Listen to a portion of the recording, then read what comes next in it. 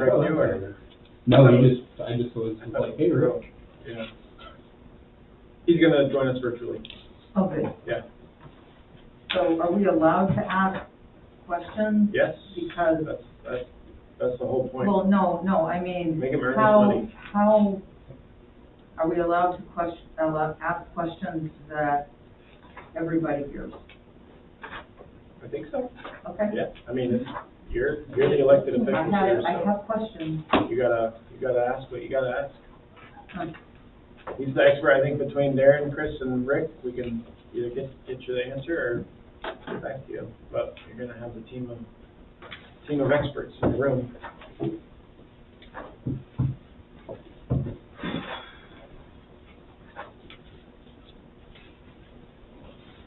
And we have four Celeste, so.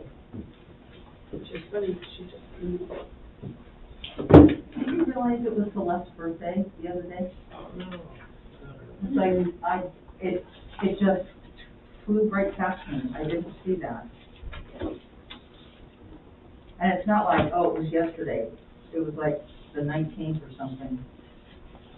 And I was looking forward to wishing her a happy birthday in person.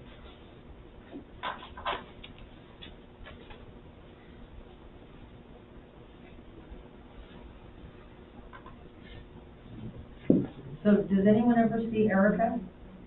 I do. So how See her in the gym quite a bit. and is she happy? she's busy, I'm sure. When you're coaching, I don't know, kids basketball, there's only a small amount of happiness that's there. I mean, the pressure from, all the stuff her hair? we put on her and all that. No, she seemed good. I know Malik competed at the Elks Free Throw Shoot regional district or regional level, which we hosted at the SRC on the weekend, and he did really well. So I think that they're hoping to maybe go back to State. well, they did state and then hopefully go to nationals again. It was Jazar that got to go to nationals, but I think they're hoping for both of them. I think Jazar's not old enough to have aged out yet. Yeah. But yeah, she's happy. You want to check and see if they're... Sure.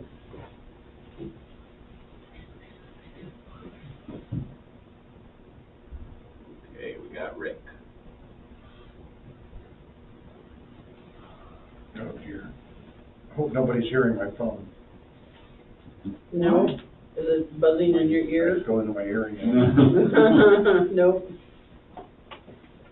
Hi Rick, can you hear us? Hi, how you doing? Great. We haven't started yet. We're just testing audio here. So Okay. thanks for joining in. Turn it Yeah. off in case. You did. Bless. Okay. Maybe she'll text you when she's on, and I can just have her. All right. We're going to call this meeting to order. Please rise for the Pledge of Allegiance. I pledge allegiance to the flag of the United States of America and to the republic for which it stands, one nation, under God, indivisible, with liberty and justice for all.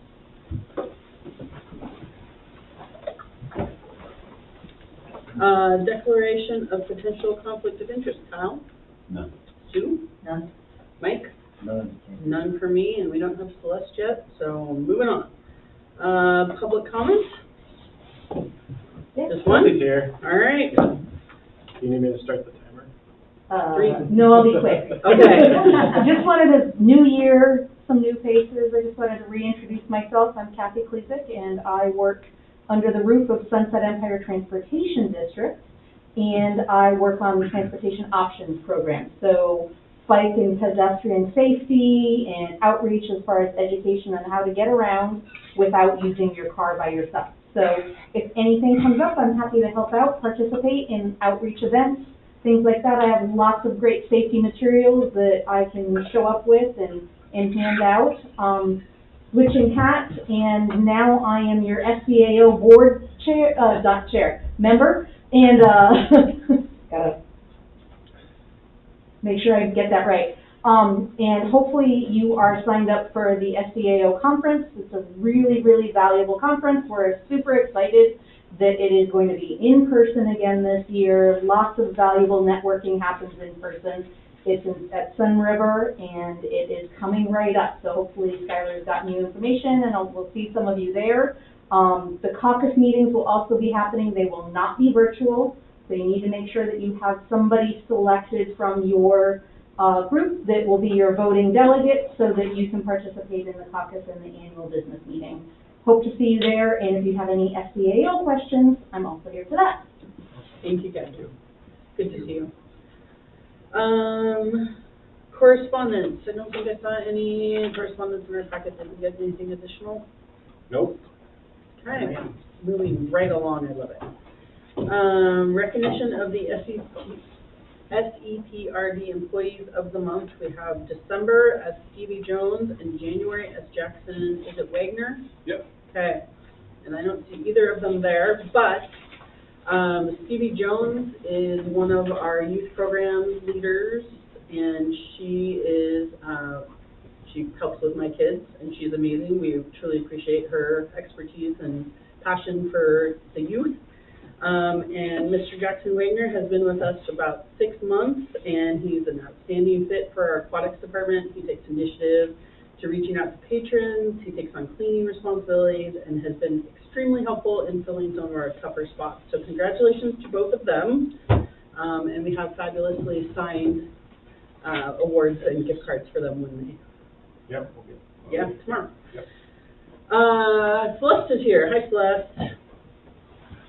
Can you hear us? Hi there. Okay, good. I can hear you. Did you have a declaration of potential conflict of interest? Oh, no conflict of interest. Fabulous. We are moving right along to the audit report with Richard Prue. Hello, everybody. Thank you for inviting me to your meeting, and thank you for keeping us as your auditors for another year. This is going to be a good audit report. The last couple of years, it's, you know, with COVID and everything, and kind of the changeover from us, from your former auditors, we had difficulty, you know, getting the audit done on a timely basis. I'm happy to report that we got the audit issued before Christmas this year, thanks to Chris and Darren. Recording in progress. I'm sorry. I want to make sure I get all of Rick's comments. Yeah, make sure you get all those comments. So, I can, you all have a copy of the audit report in front of you? I can share my screen also. Yep, we do. Okay. Well, what else? Oh. If you're able to share a screen, I don't actually have the full audit. I have the governance letter and the management letter, but I don't have. Are you going through the whole audit, or are you going through mostly the management? I'll go over the whole audit. What's called the governance letter, I can just kind of briefly go over its required disclosure, but I'll share the screen as well here. Oh, the host has to enable that for me. Yep, 1 second. He's on it. Okay. Meanwhile, the governance letter it's an annual, it's a written communication to you, the board, as well as the governance. That's the title of the letter. It's basically a summary of how did the audit go. You know, do we have difficulties? Were there new pronouncements that had to be implemented? Were there a bunch of audit adjustments and corrections to make? Were there any disagreements between management and us on accounting principles or anything? And I'm happy to report that everything went very well. There were no new. There was one new accounting pronouncement that came to light, but it didn't affect the district. It has to do with the implementation of leases. The way, you know, if you have a significant lease contract where you're leasing equipment or a building or something like that, you're now required to recognize that as a right-to-use asset and a corresponding liability. You don't have any leases that really meet that the criteria for recording. Other than that, we had no disagreements with management. We were provided everything we needed and timely, and the audit went very well. So that's really the gist of what's in that governance letter, if you will. And Rick, you should be able to share your screen now, hopefully. Okay. Can I ask a question about the governance letters? Yes. What is note A? And that shows up under significant audit findings. I just don't know what the note is. Oh, okay, so, go back to the letters here. Note A to the financial statement, so that's gonna basically be in the audit report itself. Can you see the audit report? Yeah, but I don't see a note A. Oh, wait, sorry. There you go. Oh, now you can see it, okay. So note A is basically, after the basic numbers, the financial statements, there's what we call the notes to the financial statement. And that starts with note A. So in note A here, I think I've included the, should be a note from here. That has to do with new, here it is. No, getting there. Security. Oh, note A, let me back up. I'm a little bit wrong, sorry. Okay, the significant accounting policies are in note A. And that's basically what it's referring to. Note A is the first footnote, if you will, to the financial statements. It describes the entity, if I look back up here, basically it describes the entity, the Sunset Empire Park and Recreation District, when it was established. It's got this blended component unit, which is the foundation, how the financial statements are organized and what criteria they fall under as far as accounting goes. The measurement focus basis of accounting, what makes up the funds. You have some funds that you adopt a budget for, but they're all combined into one general fund, if you will. And then there's the foundation fund. What's defined as a cash and cash equivalent, how investments are recognized. That's what note A is all about, and that's what's referred to in the governance letter. Does that kind of answer your question? I just was wondering, and I just saw that I passed it. I just didn't recognize what that was or where it was. Oh, So, yeah. okay. And I know I just glanced at it. Page 18, is that the one? It's something like Yeah. that. So basically, you're referring to this paragraph here, in the governance letter, the accounting policies used by the district are described in note A to the financial statements. That's just referring you to the financial statements, note A, which begin on page 16 of the financial statement. Well, can I ask a question based on page 18? Page 18? I have other questions, but on page 18, which is part of note A, it says toward the bottom, capital assets, the last paragraph, capital assets of the district are depreciated using, and the method, and they're ranging from 5 to 40 years for buildings and pool and improvements. So I'm specifically questioning the hot tub and all the issues we've had with it, and the fact that that's over 40 years. Does that have any, does this statement of depreciation, what does that mean? So basically, this is to tell the reader what the accounting policies are as they relate to how assets are depreciated. So it's a really broad description. I'd have to go back into the detail and pull up the depreciation schedule to find out, what the life is on that particular tub, or the hot tub. But this is basically to give guys, we're required to disclose what the range of lives are for depreciating assets, and that's really all this is, the description of that. Because I know that there have been significant challenges, and the maintenance team has gone above and beyond to make that a functional piece of equipment. And I'm just wondering if there's any, because of what this little paragraph says, is there anything that puts us in a fiscal issue with trying to fix a dead horse? Yeah, I don't think so. And I guess maybe just a point of clarification, I think the hot tub is less than 40 years old. I think the pool is over 40 years old, but the hot tub, I think, was built in 2002. When we did the lobby renovation, I'm looking at a couple of other stuff that have been around longer. You mean the therapy pool? Therapy pool, the lobby, that was all kind of one large project along. And the with hot tub came along with Yeah, that? Okay. but like, what Rick The is, jacuzzi is separate from the therapy pool. Right. I'm not sure what you're talking about. Well, I'm just talking about the fact that it's still not working. And, I mean, if you had been able to come to lunch, there were people that are just asking what's going on. And I know, and I keep defending, you know, we're working on it, we work on it consistently, we're trying very, very hard, and people we're able to get in it, but the jets don't work, which, you know, I mean, I have people just asking. And So I think what you're talking about is the maintenance side, what this is the number side. So Right, and I the guess value, which, I mean. Well, number one, it's less than 40 years old. Right, but So therefore, I don't think this is just assigning dollar amount values to things, not necessarily like, I mean, we could keep it forever as long as we keep maintaining it. right, as long as it works. Right, so that issue is a separate issue from Okay. that. Yeah. Well, and like I said, I If I- didn't realize it was younger than 40. So this disclosure doesn't say how old each asset is. What it's telling the reader is how long things are depreciated. So that particular asset may not be depreciated over 4 years. It might be only depreciated over 5 or 10 years. Again, that kind of depends on what you think the estimated useful life is. The fact that if it's not working, you're maintaining it.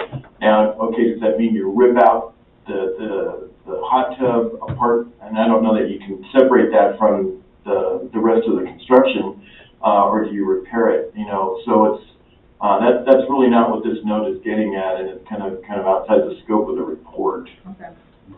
Because I was concerned that it's over 40 years, but it's not. And, you know, we've got a significant number of patrons that are, you know, at least knowing that I'm on the board, that are coming to me asking, so when are you going to fix this? And I keep explaining exactly what Levi's been doing, and the team, not just Levi.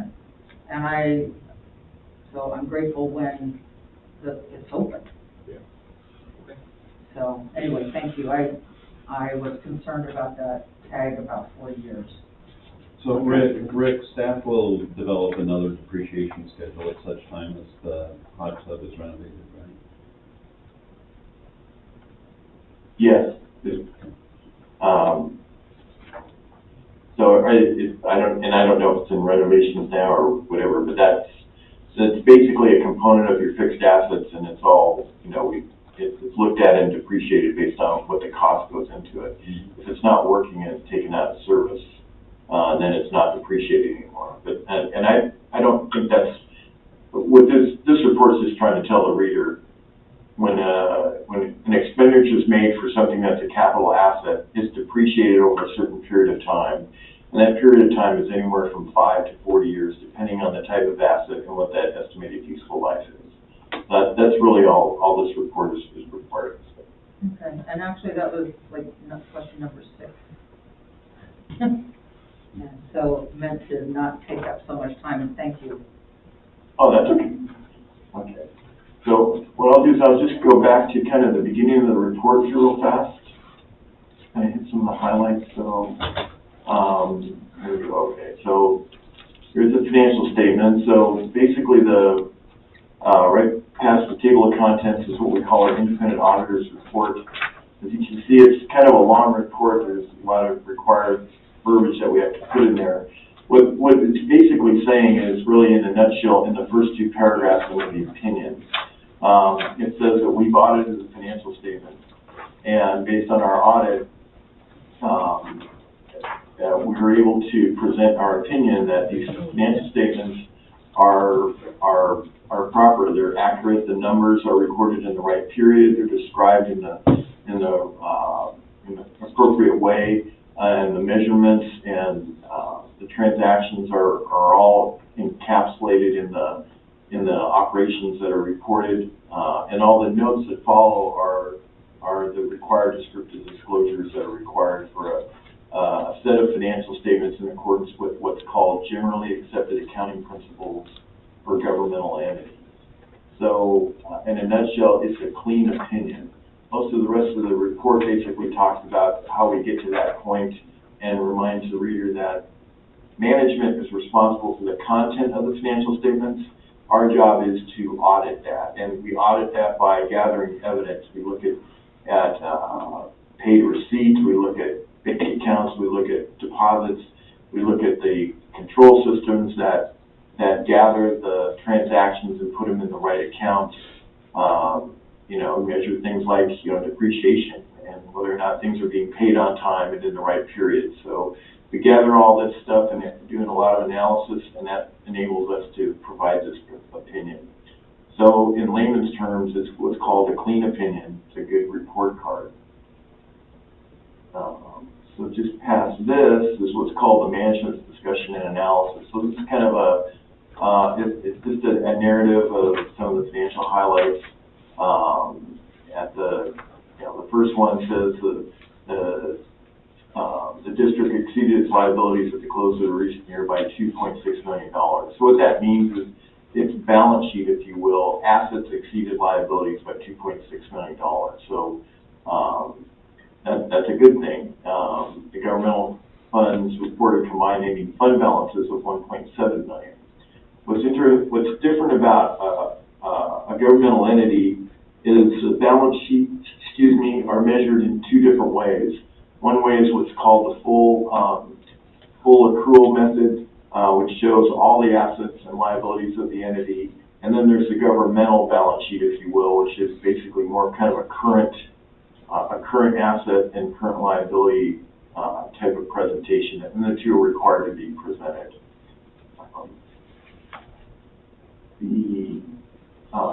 This page kind of is a real highly summarized comparison of the 2 years. You'll see the total assets and total liabilities are pretty consistent between the 2 years. So there's, things are consistent as far as. Can I ask a question? Oh, go ahead. So on, my question is about the number net investment in capital assets, the $839,000 and change. And I was looking on page 8, it talks about capital assets, the district's investment in capital assets net of related debt as of June 30th amounted to that amount. And I was curious, and then it says net capital assets decreased by $168,000, and I can do the math on that. How did we get to the $839,614 on page 6? Okay, that's basically the difference between. Now look, it's a little easier if I go to this page here. So basically, you'll see the line that says capital assets, and it's got $3.2 million there. So that's the cost of the asset minus what we call the depreciation to date. Okay, that's the net capital asset cost. And then down below, you'll see there's non-current liability, or the current liabilities where it says due within 1 year and due within more than 1 year. So that includes the debt that's related to basically these capital assets financing these things. And the difference between that gets you to the investment in capital assets. So I'm sorry, I lost you because I can't read what page you're on, but I remember seeing something about due within a year. Page 10. 10? Yeah, so page 10. Thank you. It's the value of all the assets minus the debt, Right, I'm just trying minus to, the depreciation. right, I was just trying to figure out how that figure got there that showed up in words. Yeah. And I could find everything else. It's a little bit skewed on page 10 because the non-current liabilities also include what we call compensated absences. So like accrued vacation and stuff is included in there. And that non-current part is about $17,000. So it's basically, what it basically is the depreciable capital assets minus the debt that's related to it. And to really get to the exact number, you have to go look at page 24. Okay, so here's kind of the detail of the ending capital assets. I appreciate that. Pardon me? No, I love that you can do that, Oh. because, I mean, that's the kind of question I have, and I'll explain why I have these questions towards the end of my questions. But, Okay. who gets that due within a year? That was a question of mine. Who's it due to? That's the Zion thing. Uh-oh. That's, So, that's yeah, the payment the for the current Zion. portion, That's yeah. our payment for the building. To the city? Mortgage payment. Yeah, Yes, our it's fee. Or Zion Bank? Yes, sir. Zion Yeah. Bank. Remember the one I showed you earlier? Right. That's the non-interest payment. That's the principal. Okay. Yeah. Thank you. Yeah. Okay. So anyway, what I was gonna say is, so this amount here, the, ending balance of the capital assets for 2022, $3.2 million minus this ending balance of the debt equals the $839,000 that you see as the net, it's kind of like its own little balance sheet. The asset minus the liability is the equity, if you will, in the fixed assets. Does that make sense? Yes, because I remember taking that class with, the CFO of Providence. So that makes perfect sense, actually. Ah, okay. Okay. So, well, as long as we're there, we kind of covered the things in the MD&A and the basic financial statement. So it's this statement of net position is the overall entity as far as what makes up its assets, its liabilities. And the net position is really just a term for the equity of the entity. So net position is basically the difference between total assets and total liabilities. And it's certainly a positive net position. And so that's a good thing. The next page is the statement of net activities. It's meant to be kind of like an income statement, although it seems like it's upside down because the expenses kind of come first. But this is the required governmental format. So this basically tells you, okay, well, what are your main programs or areas that, you have expenses in, and then charges for services, and then down at the bottom here where it's got, there's what they call general revenues. The biggest part of that is you also receive property taxes. And then there's investment earnings and things like that. So the difference between revenues and expenses is going to be what we call change in net position. Or you might hear of it as like net income or loss. So for this year, the change in net position it's a loss. Part of that is due to depreciation on fixed assets. And it's kind of a timing thing. And so basically the net position went from 2.925 million to 2.692 million for the year. Hey, Rich, can I ask a couple questions? Yes. So one question is, I think this is the first year, I could be wrong on this, but I think this is the first year that we had the new Sunset Recreation Center listed as an asset, and I'm wondering, is the valuation of that just strictly based on the sale price, the purchase price? Based Okay. on purchase price, absolutely. Yeah. And then I'm also curious on this unrestricted investment earnings. I think one of the pieces, I'm not sure, and forgive me if I could be wrong about this, Skylar or Chris, if Chris is there. But do we have investment vehicles? And I don't know that the board has I don't know that we discussed those. The investments are held in the foundation. So They're in the foundation. Yeah, so the foundation, it's technically a non-profit organization, but So that board has jurisdiction over those, but they get rolled into our accounting. Yeah. So, yeah. their board is subject to you. You basically have control of that board, so that's why it's considered a component unit and blended in here. Yeah, so do you have a recommendation about that to ensure that we're sort of doing our due diligence as far as fiduciary oversight goes? Yeah, In you kind of have to look at it. I think they're you want to keep track of it, of course. In 2022, right, especially with global events, just investment earnings across the board and all our clients just dropped. So by the end of 2022, everybody's investments were just, they'd lost money, they'd lost value. You didn't have to write it, it lost value.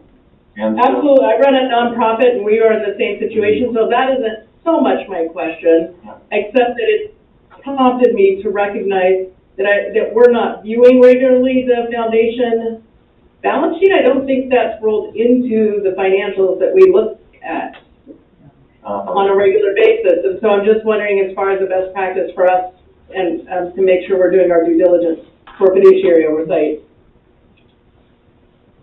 well, then, I mean, that's just a matter of basically providing you that information. Excuse me. Yeah. I know the foundation also has a fiscal year that's a calendar year. So its activities, we have to kind of take the last half of one year and the first half of next year to blend it in with this. But I would think on a monthly, and Chris and Darren can correct me if I'm wrong, but I think they can at least access on a monthly basis what the value of those investments are, so you can kind of keep a watch on that. Most of the rest of the activity in the foundation has to do with fundraising and things of that nature. Yeah, we could have a conversation at another time about that, but I would like to sort of tag that, Skylar, if we can, for like if and what we should be, this board should be viewing in terms of regular financial statements for the foundation. Rick, I have a question. Sure. Are the requirements for investing by the foundation different than the requirements for investing by the district? I think so. I believe that may be true. I don't believe that they're subject to the same rules as a district, as a municipal entity in Oregon. Although Oregon does allow leeway for certain types of investments, and I believe these investments they're basically in mutual funds and exchange traded funds, and they're held with a broker. So they would probably qualify under Oregon's requirements as well, but technically I don't believe they're subject to the same requirements as So the governmental entity. they could invest in crypto if they wanted? We don't have an investment policy. I think it's the difference. I think we would be required to establish an investment policy. I don't believe we have one. Well, the state provides our investment policy. Well, I think our board, if we were to approve some kind of investment, hopefully not cryptocurrency. I know that's just an idea, but some people do strange things with their money, but I don't believe, I think an investment policy would be required. For the foundation. Yeah, because I've thought about that when we went out for, our mortgage and the SRC and the funding, and I was looking at some of those regulations we were getting from our consultant who was helping put together that loan. And I don't think, we didn't need an investment policy to buy the SRC. Right. That was just right. a straight outright thing, but it is kind of an investment. Yeah. Well, I was talking about, what do we do with our cash? I could be wrong, We but sweep it into an account and it gets local government interest rate or whatever. And then we're limited. We can buy treasuries or strips or whatever, but we can't buy PepsiCo stock. It'd be interesting to have surplus funds that we could actually have an investment. Right. When you're investing tax money into some scheme, I think you need to be very careful. Exactly, yeah. Well, that's what I was wondering, if we have a very conservative investment strategy for government entities, but maybe not so much for foundations. Fundraise. Yeah. Maybe we should take a look and see. It's a nonprofit and it has specific charter to benefit the park district, but Right. they have different rules. But they may be investing in PepsiCo. Yeah. It's a good question. Thank you, Rick. Oh, sure. No, that's a help.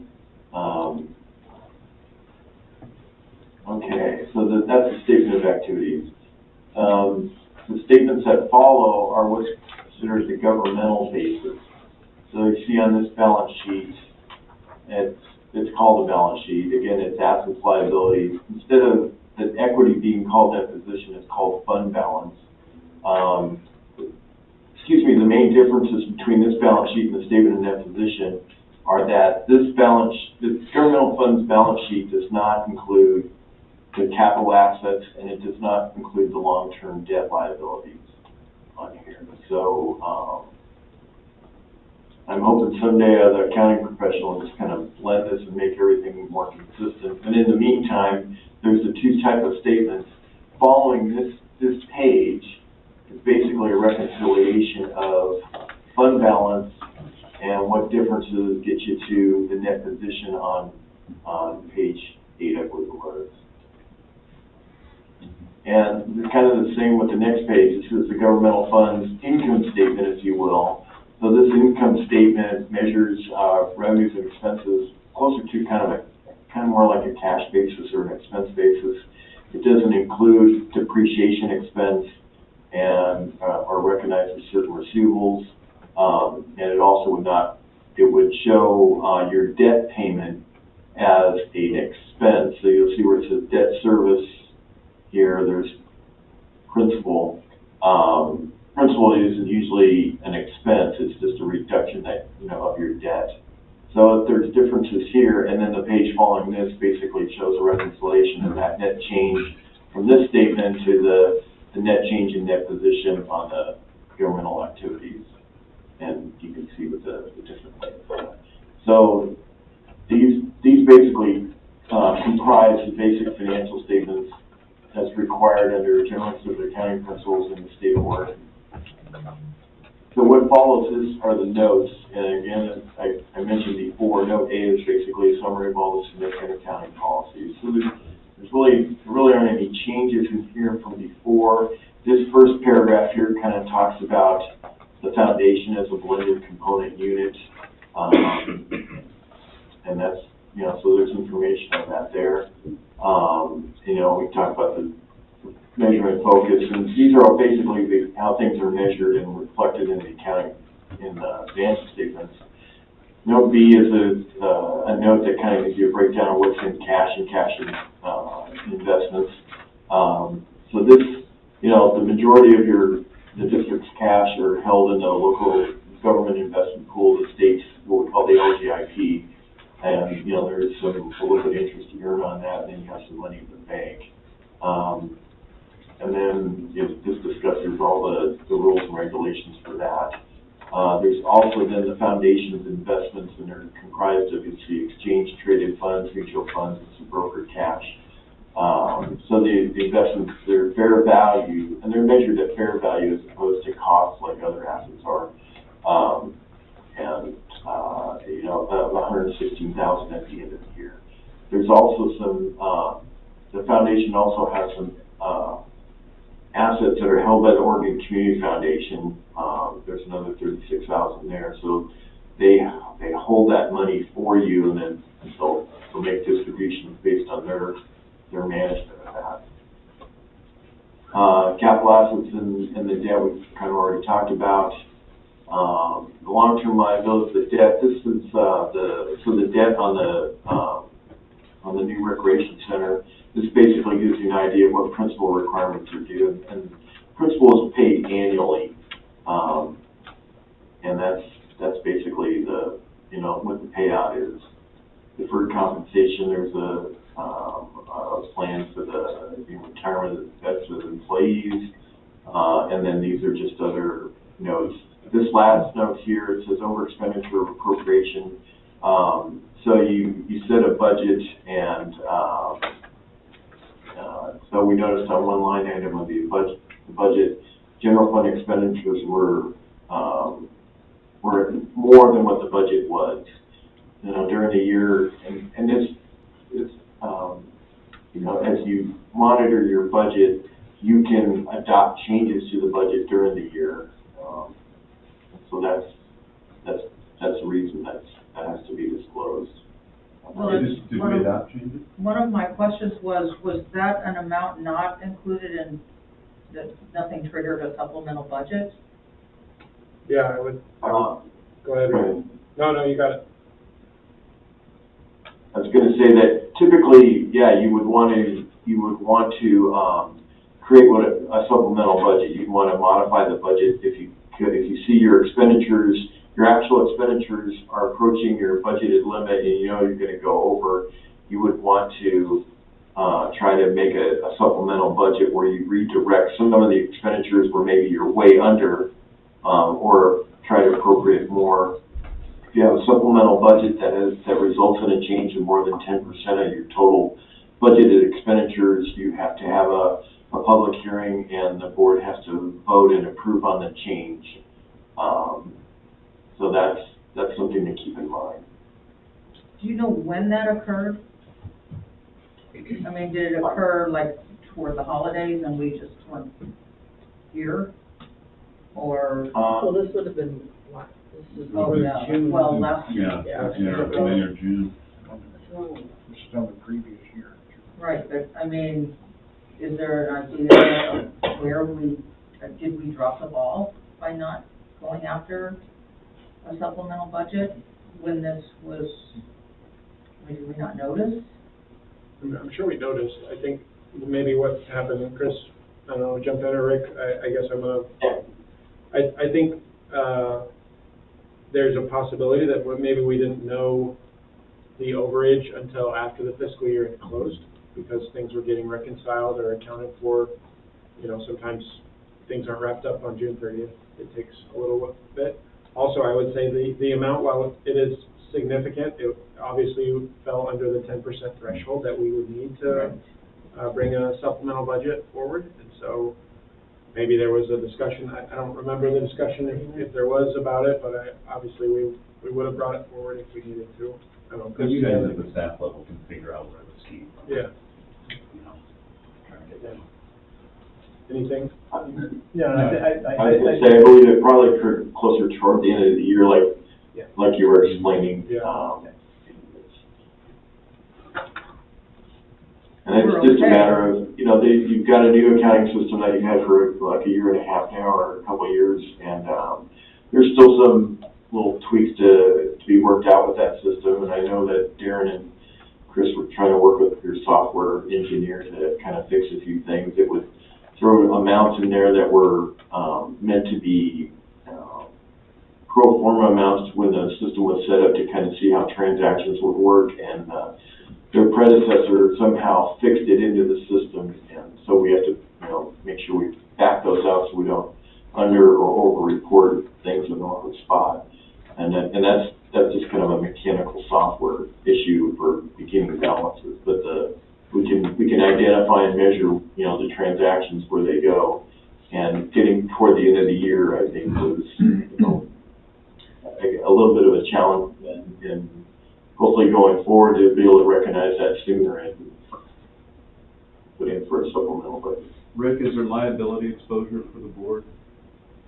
I don't believe so. It's a required disclosure, but I think there would, if it were more than 10%, it's just kind of, you know, it doesn't, there isn't a liability. You're not going to lose funding or get your property taxes cut or anything like that. So, but, you know, you want to be within your budget because you want to report to the public that we've set a budget and we're managing our funds. Mm-hmm. And so, Thanks, Rick. I'm not sure I have a better answer for you. But I didn't find that it was something that was a concern, other than it had to be disclosed. So beyond this, there's some supplementary information, and this is basically showing the breakdowns of the detail of the original budget and what the actuals were and what the variances are. On this page, you'll see basically the total expenditures here, and it's basically the net of little overs and unders here and there. And I think you probably could have had a supplemental budget where you transferred money from one of the other areas. So this is the general fund. Although we report it as all one fund, it's really separate components. You've got this capital improvement fund, you have the Broadway Field Fund, and you have the Sunset Recreation Center Fund. And so all of these, you know, it's a matter of keeping an eye on them. But that's what they're here for, to kind of show what, you know, what's been budgeted and used or not used. Rick, oh, go ahead. Excuse me, please. I have a question about the presentation of this data. So on the general fund page, on page 26, the expenditures are listed by program. But if you go to the other budgets, they're listed by personal services, materials and services, and capital outlay, you know, what we would typically see. So why are they presented differently? It's basically because that's the level, that's the statutory requirement for when you adopt a budget for what's called purely the general fund. You're required to set your budget based on these categories. And for other funds, you're only required to set your budget at these more summarized categories. So it's basically just how the, you know, what's required in Oregon budget law. So you can't list under expenditures for your general fund, you can't list that in categories of personal services, materials and services, and capital outlay? Oh yeah, you can expand it. This is basically what the minimum presentation there, how you're supposed, basically the minimum level of budgetary authority, I guess is the correct term. Okay. And the reason I'm asking is I was trying to get to the numbers about, you know, how labor intensive we are, how capital intensive we are, and I couldn't really pull it, I couldn't tease that out of this presentation.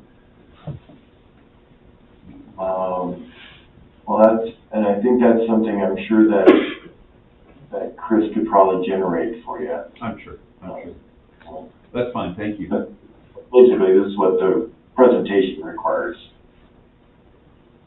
So that particular page, the ending fund balance for the GAAP basis is 0. Okay, which page again? That's 27, that we were just on. 26. Oh, 27. Oh, okay. So this is, okay. But what this is, like I was trying to explain, for the GAAP balance, that's generally accepted accounting principles basis. So that's, the idea is to kind of reconcile this fund balance at the end of the year back to that very first page on page 8, I believe it is, to get to what GAAP basis is.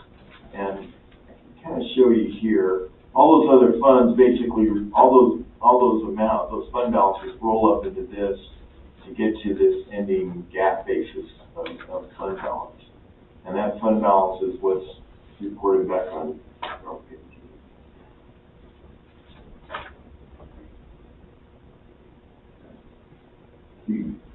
We went back to page 14, you'll see the end of the year fund balance on the governmental statement of revenues, expenditures, and changes in fund balance is 1.382 million. And that's what this just trying to reconcile back to. So if we scoot back to page 14, I can do that real fast.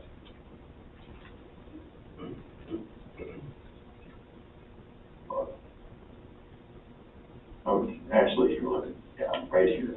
Okay, so we have this governmental fund statement of revenues, expenditures, and changes in fund balance.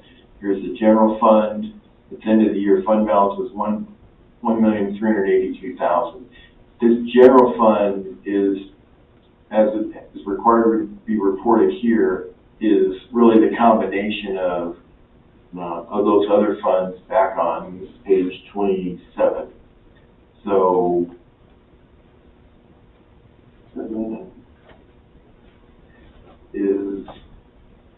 we get to, even though this is called the general fund's other components are the capital improvement fund, the Broadway Field Fund, and the Sunset Recreational Fund.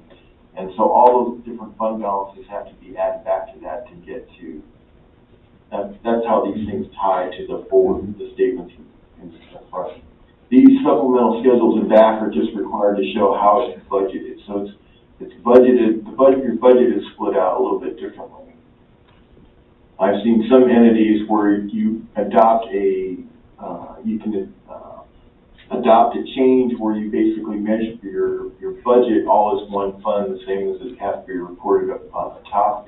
I've seen other entities that keep it split out this way. And the reason you might want to keep it split out this way is that, you know, if your general fund, the purpose of this is to kind of give you an idea of how are you budgeting for your normal operating activities. And then you can then set up another fund if you're just worried about, or you want to just track those capital outlay improvements you plan to make or did make. Same as the Broadway Field is kind of like a full fund. And then, of course, the Sunset Recreation Center Fund was created to kind of show how that it was acquired and what things are related specifically to that. So there's a lot of moving parts in these financial statements. Yeah, you know, for a governmental entity. The last thing I just wanted to cover beyond this is there's what we call the compliance section. So this is an additional report required by Oregon state regulations. We call it the minimum standards report. So there's certain state requirements that require when we're doing the audit that we also take a look at deposit of public funds, your debt limitations that if you have if you're following budget law, do you have insurance in place, any programs funded by outside sources, if you do have investment of surplus funds, you know, are you investing them as authorized under the Oregon revised statutes, your public contracts and purchasing. So we take a look at all these little components to see, okay, are you complying with the regulations that are quoted here? So we, as part of doing the audit, we test things like, okay, is your bank account, other than the LGIP, is your bank account maintaining an account that's approved by the state of Oregon? And there's a whole list of them, and it is. Did you adopt and did you set a budget and adopt it on time according to the requirements of Oregon revised statutes? And you adopted the budget. Do you carry insurance that appears to be, sufficient to cover your perils and things of that nature, and you have insurance in place? So those types of things are things that we look at so that we can say that you're in compliance, and that's another component of the good report card, if you will. That's its name. So in a nutshell, kind of a big nutshell, but that's your audit report for the year. And I'm always happy to entertain questions. And even throughout the year, if you have questions or concerns, you can ask me. I make myself available. I always tell Skylar and Chris and Darren, don't be afraid to call me with a question. I'm not going to charge you for, a phone call, because I don't want my clients to be afraid to ask a question, because it may result in something that, eliminates a surprise later on. So, which we would get charged for. I have a couple questions. Okay. On the packet we received, it's just literally under number 30, it's GASB. What is that? Government Accounting Standards. Oh, GASB is the Governmental Accounting Standards Board. So they're the arm of the American Institute of CPAs, which basically governs all the accounting and reporting in the United States, that deals specifically with governmental entities and governmental accounting principles and standards. So it's just Governmental Accounting Standards Board. It's just the acronym GASB. You might hear us say GASB. It's not that we're gasping for breath, but sometimes we are because of the crazy standards they come up. Thank you. And I was curious, so on a couple of pages, like, for example, page 13, there are these two columns, and I'm just curious, I mean,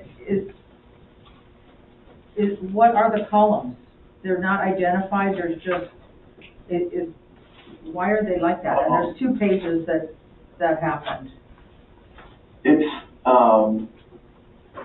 well, I didn't invent this format. Basically, it's just a format is to show reconciliation. So the far right column is like the main column, and the column just to the left of it is to show like, you know, a calculation how it got to something in the other column. So, like right at the top here, it starts with a number. So it's taking the fund balance number from the governmental funds, and then it's any positive numbers are being added to it, any negative numbers are being subtracted. So this receivables amount is one number. Capital assets has 2 components to it. It's the total cost minus its accumulated depreciation equals this number. So this number becomes the component of reconciling it back to it. Long-term debt, there usually would be something else there besides, let's say, long-term debt plus or minus new debt or you know, payment of principal to get you to its net total. And it's already a net, but it's kind of a required format. Thank you to the GASB, and so that's really all this is. Okay. And we could try to put headers over the columns if that Well, I helps. was just kind of curious. So that, to me, you're telling me it's a requirement, so I It's just a required reconciliation page, yeah. So the reason I wound up with so many questions is, I'm sorry, on page 2, there are some basic spelling issues that are really very, very minor, but to me, the devil's in the details. And so I'd ask you just to fix that. And it's not even a misspelling, it's just words that were, you know, put together, and it's like somebody didn't notice. And I just thought I would point that out, and that's why I went ahead and started to look a little deeper, because I thought that should have been caught before you released On it. page 2? Page 2, if you go down to the part about author's responsibilities, go down to conclude, period of time, and then if you go below that, planned scope, and I thought that kind of spell check should have been caught before you released it. Wow. And I mean, I apologize, but for me, that was a red flag that made me be a little picky, so thank you for answering all my questions. Oh, absolutely. No, I'm embarrassed. I see another one right here too. This one there. Yeah. Yeah. This was supposed to correct it, because okay, I apologize. That should have been corrected. You're right. Thank you. We'll get that. I mean, it just made me be a little more anal in my questions, so thank you for putting up with that. Oh, I'm glad you asked these questions. Okay. Any other questions for me, or stop the share right there? Thank you, Rick. Thank you, Rick. Thank Okay. you. Yeah, thank you so much for your time Okay. and expertise. Always Okay. appreciate it. We'll get this, Thank you. and we'll look forward to working with you in the future, okay? Thank you. Thank you. Good rest of your evening. Thank you. You too.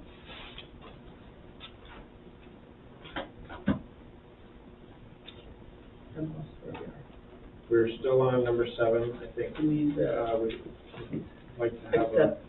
Do we approve it or adopt it, or how do we? in the past, we've accepted it. Yeah. I move to accept the audit report. Thank you, Kyle. Do we have a second? My second. Thank you, Sue. All in favor, Aye. signify aye, opposed nay. Kyle. Aye. Sue. Aye. Mike. Aye. Celeste. Hi. Aye. Aye, motion carries. Thank you so much. Okay. 8, approval of board meeting minutes. Congratulations to the finance team Yeah. for Nice work, you guys. a nice and clean audit. They're over there, but yes. They look tired.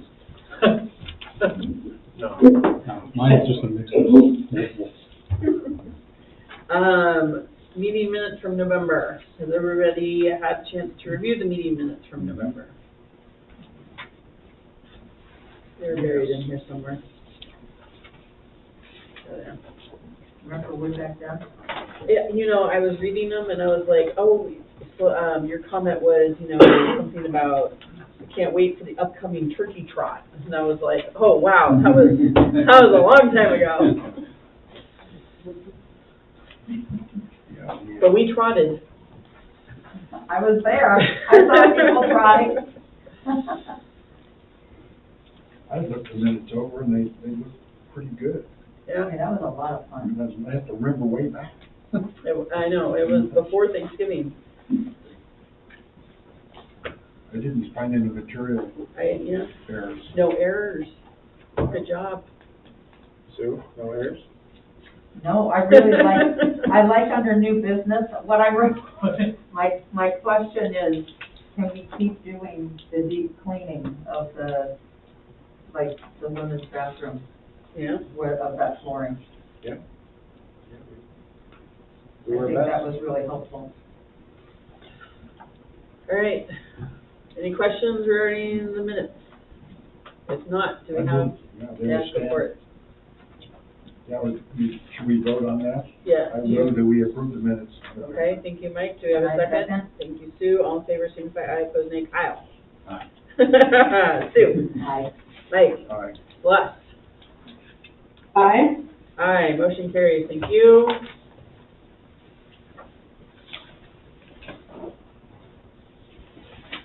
Mm, Financials from November and December separately. Sue, do you have questions? I know you have questions. I was curious about the community center in both months. You know, the, Materials, Yeah. supplies, and services. A lot of that is, from refunds, because if you look at the revenue, it's pretty high already.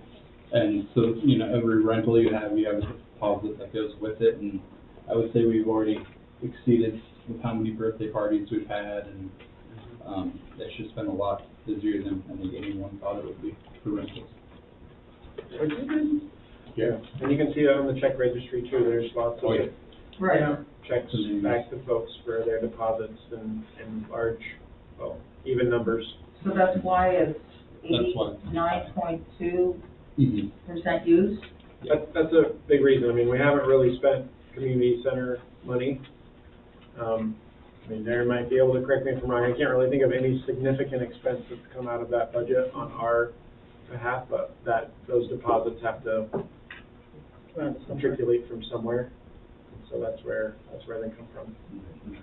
But yeah, like Chris said, it corresponds with the revenue line, which is, it's not at the same line, same clip, but it's still higher than percent of the year. So are we supposed to subtract, What do you mean? like 89 minus, I don't know, what's the revenue line? The revenue line, so if you look up at the top, if you look at the revenue, the percent used is 56.24%. So that's one way. I mean, you could think about it that way. I don't know if the math would work out perfectly, but generally speaking, I mean, even with the heavier than anticipated funds coming out, we're still, if you look at the total budget for community center, we're right in line. At least I'm only looking at November, but we're right in line with year to date where we should be. In December is actually under. Okay. So So it's 42. yeah. I was curious, I just wanted to ask about the revenue, particularly for the Sunset Recreation Center, where we're standing right now in the fiscal year, and looking at the year-to-date, it doesn't look like we're having significant enough revenue to, how will we ever get to the 460,000? Part of that is the Yeah, go ahead. transfer that's, Yeah. it'll be on this next month, it was made during January. Excuse me? It'll be on, it's the transfer that was made but it was made this month, so you'll see it next month. So it'll pick up. Yeah, and then there, It was kind of a flat number for November, Right. December. and then there's also the, another quarter of payments coming in for Yeah. Northwest Regional. Yeah. There's Hopefully something get there, coming that'd in. be significant. It's a big number, but it's kind of a, Yeah. it's kind of a shell, because, I mean, a significant portion of that revenue is coming from the general fund and transferred to the SRC budget, or SRC fund. So, and that transfer hasn't happened yet, but it will. It's happened now, It's but it's happened, not but on the it's not report. until, it doesn't show up until next month. Yeah. Celeste, you look like you have a question. Oh, I'm just looking, sorry, I'm just reviewing. I would also add, and I want to make sure Chris and Darren note our appreciation, but there's a couple extra reports that have been added to try to provide the transparency and just more information that the board requested. So after the November and December financials and check report, you'll see a balance sheet, which is helpful, and then you have a pretty significant list of typical vendors that we use, and that's to kind of help orient you as you're looking at the check registry, so that you can see. I don't know if our plan is to include this forever, but I think with this group, we'll leave it in for, until you kind of get a hold of our normal people. Well, I that we're still working on. have probably half a dozen questions. Yeah, and you can always bring those to Chris or Darren or myself. So I Help, but you know, I very much I mentioned it, that I very much appreciate that, because it did decrease my questions. yeah. No, thanks Chris, thanks Darren for your I help with noticed that. that. That was great. Thank you. Do we have a motion to approve November? I do have one question, if I can ask one. I knew it. Sorry. I'm just looking at Broadway Field and our staffing level, what we're attributing to staffing costs there, and I'm concerned because my understanding is that we're actually, and because that's going to be an important conversation coming up, and whether or not that's accurate or how we're allocating staff time that's dedicated to Broadway Field. Yeah, I think I had a conversation with our maintenance manager, or maintenance facilities and maintenance director, Levi, about this, and I think we need to go back and reallocate some of the time, because we do have a staff person, and he does spend probably 2 to 3 hours at least every day maintaining the field, picking up trash, doing his rounds.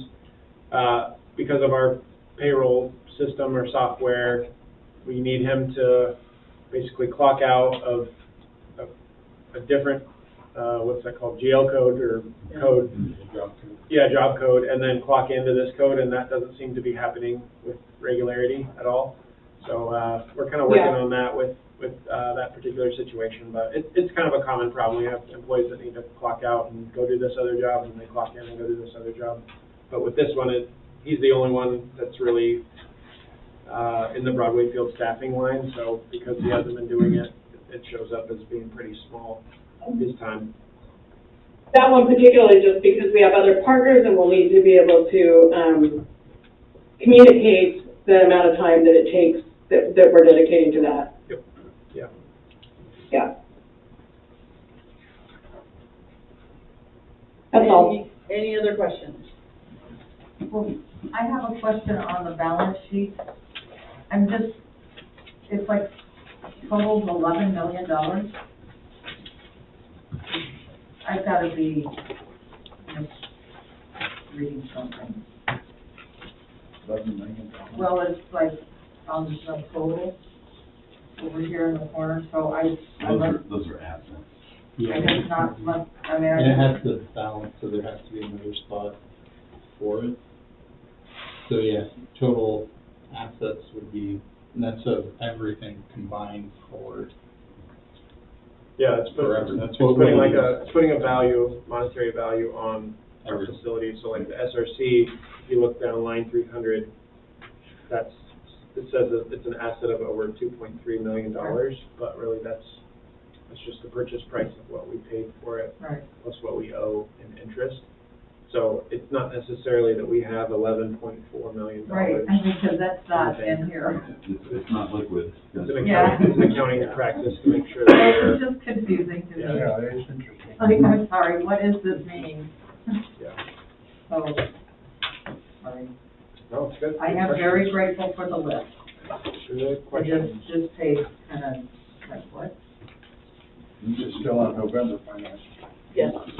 Just one comment on the financials, you don't even have to answer it now, but are you guys paying attention to utility costs?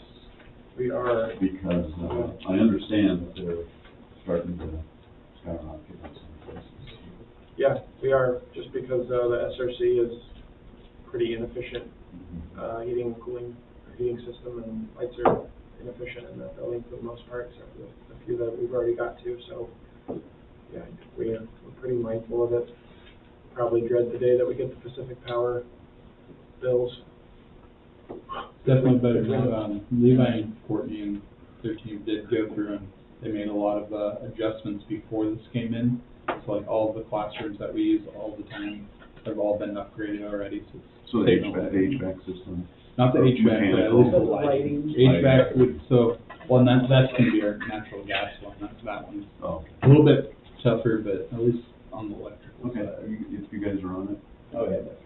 I'm fine. Doing our best, yeah, trying to make a good situation out of an old building, but, Without a complete overhaul. yeah. Yep. Okay. Any more questions? We have a motion for November. Is I there thought- in November? Excuse me? I thought you did, okay, I know that we. We accepted did November. the meeting minutes, we're doing financial. So I move that we accept the November financials. Thank you. Sue, do we have a second? I'll second. Thank you, Mike. All in favor, signify by aye, opposed nay. Kyle? Aye. Sue? Aye. Mike? All right. Celeste? Aye. Aye, motion carries. Kyle, I'm gonna switch the rope. Start going a different direction. I move that we accept the December financials. Thank you. Do we have a second? I'll second that too. Thank you, Mike. All in favor, signify aye, opposed nay. Kyle? Aye. Sue? Aye. Mike? Aye. Celeste? I saw your mouth move. And Aye. There we go. Aye. Sorry, just Kyle said accept, but does that mean the same as approve? Approved. Okay, Sorry. it's okay. So, I don't wanna get, Wait, motion carries. I'm really sorry, yeah. So many moving parts here with the ayes and the name calling. I have a system. Yes, I see that. Okay, I'm excited about this one, occupancy update. You're excited about I am. I want to know where we're at. All right, so here's where we're at. I have a little summary report. I don't have a memo for you because things tend to progress or move day by day with this. So just to provide some update, we submitted plans with our architect, project manager, Brandon, who's been here at a few meetings before. We're also working with Brandon's firm, SEA, on the master plan process, but let's try not to get those confused. We're using him a lot. So he submitted plans for occupancy in either late October or early November, and early December we received a letter back from the city about those plans, and just kind of want to share a little bit about some of what they shared with us. It wasn't. They didn't accept the plans that we submitted. There's still some things that we need to work out. And so they shared with us some of those things that we need to submit. And Brandon's been working hard on those things, and I'll kind of tackle those in a little bit. The city staff did note this is the second time that we've submitted plans. We used a different architecture firm early on in this process, but we've kind of, because of the situation that we're in, working with a new firm, and what we know we're going to use the building for, or we want to use the building for now and in the future. It's kind of they're considering it like a new review. They found some what they're calling deficiency items in the plans that we submitted. And so, and I think this is kind of a normal part of the process when you submit plans, like the city says, here's what we need more of, here's what we felt like the plan was deficient on. The difference with this one is like it's a very large project, and there's a lot of components to the plan. It's not new construction, it's not a small home or even a large home. It's a really strange project with an older building that we're using for like 5 different things, including partner space, gyms, education programs. So one of the biggest things was that they didn't feel like the plan addressed what they're calling the life safety plan, which includes components like the fire alarm system, the sprinkler systems, and those needed to be evaluated and engineered at a, what I'll say, my words, a higher level, and then provided plans back to the city so that they could understand what we're trying to do, what condition the building is and if how our plans will comply with code. That's really the question. I don't want to put the city in a bad light, because their job is really to evaluate what we're going to use the building for and the current condition of the building with the current code.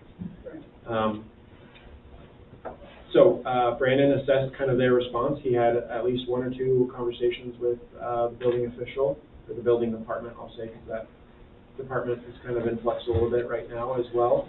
But we have good contact with them, good communication.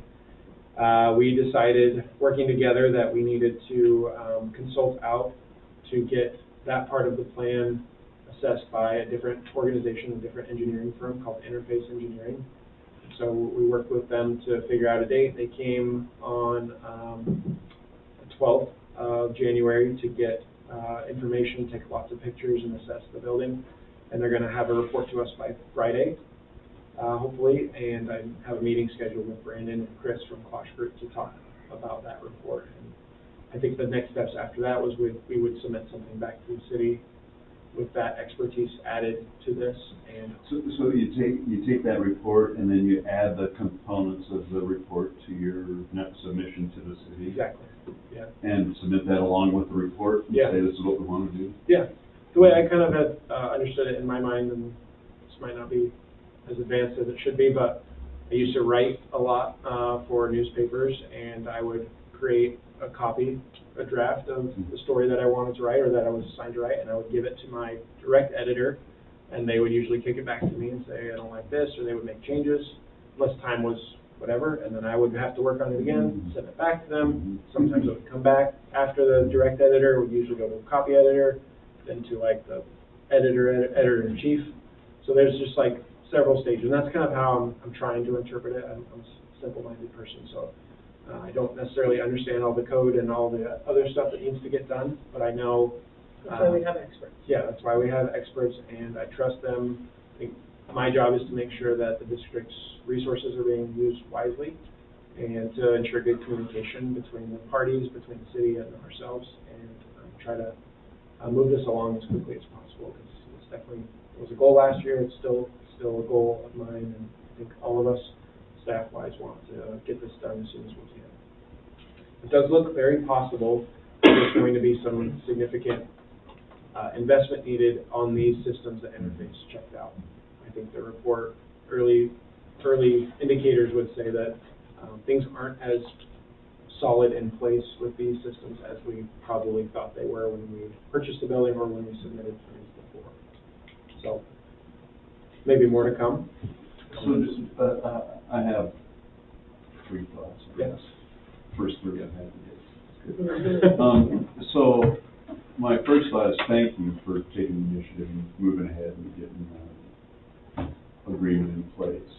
I think that's really valuable. The second thought is that, you know, fire codes are not cast in stone.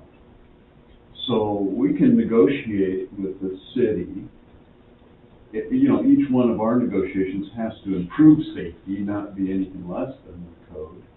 But they may be willing for, as just an example, so if you have a part of the building that you want to open, but you can't because you don't have a fire alarm in there, well, they might allow us to put a fire watch in there, put a person in there just to roam around and watch for fires. Instead of an alarm system, have a human alarm system for a temporary period of time until we can get the alarm Yeah. system.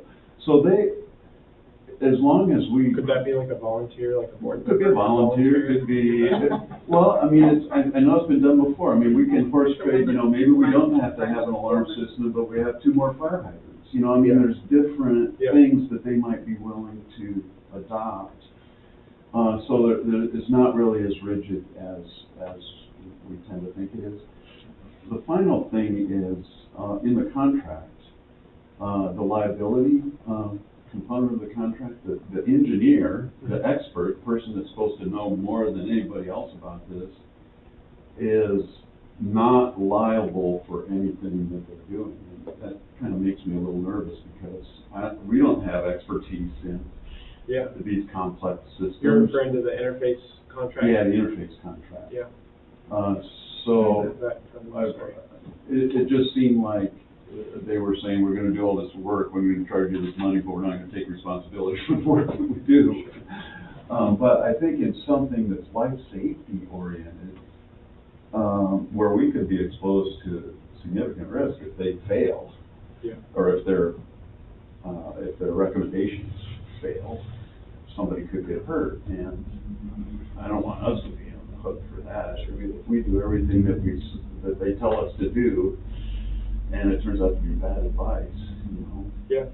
Let me, bring that question to Brandon and Chris on Friday, because I think that's a really good point. I guess, my hope is that,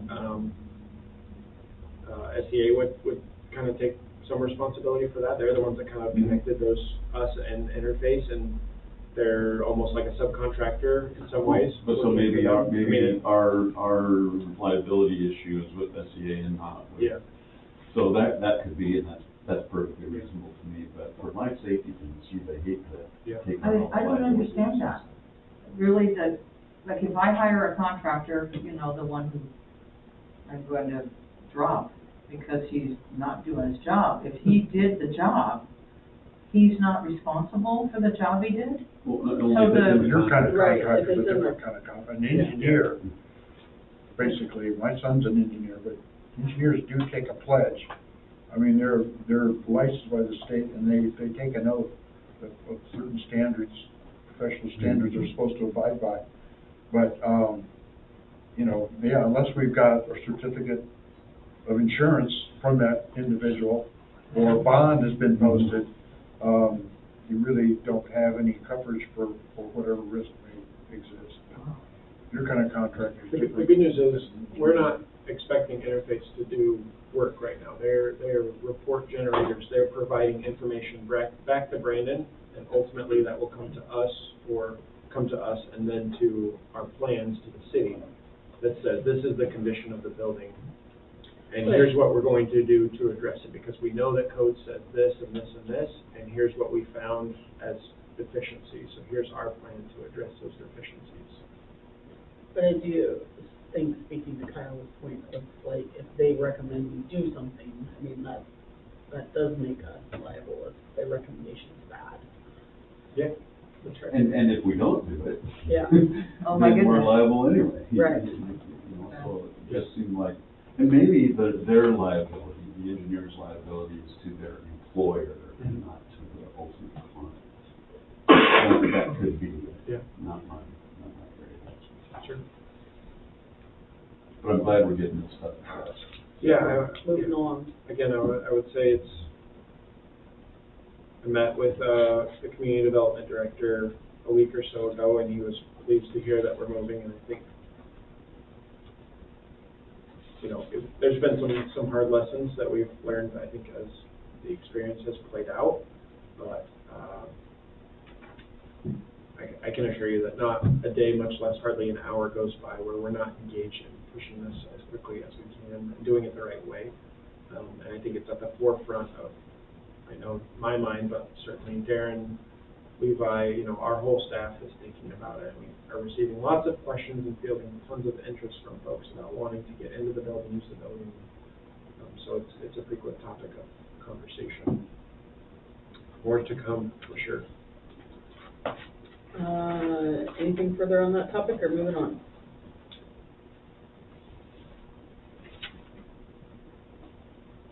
Okay, me, sorry. So yeah, the next item is a Broadway Field update. So, I think in November, I don't think we even had full city council approval for the project to move forward. I want to say that We happened did. the first week of December, but No. it happened around then maybe. It's in the meeting, we appointed Celeste and Mike.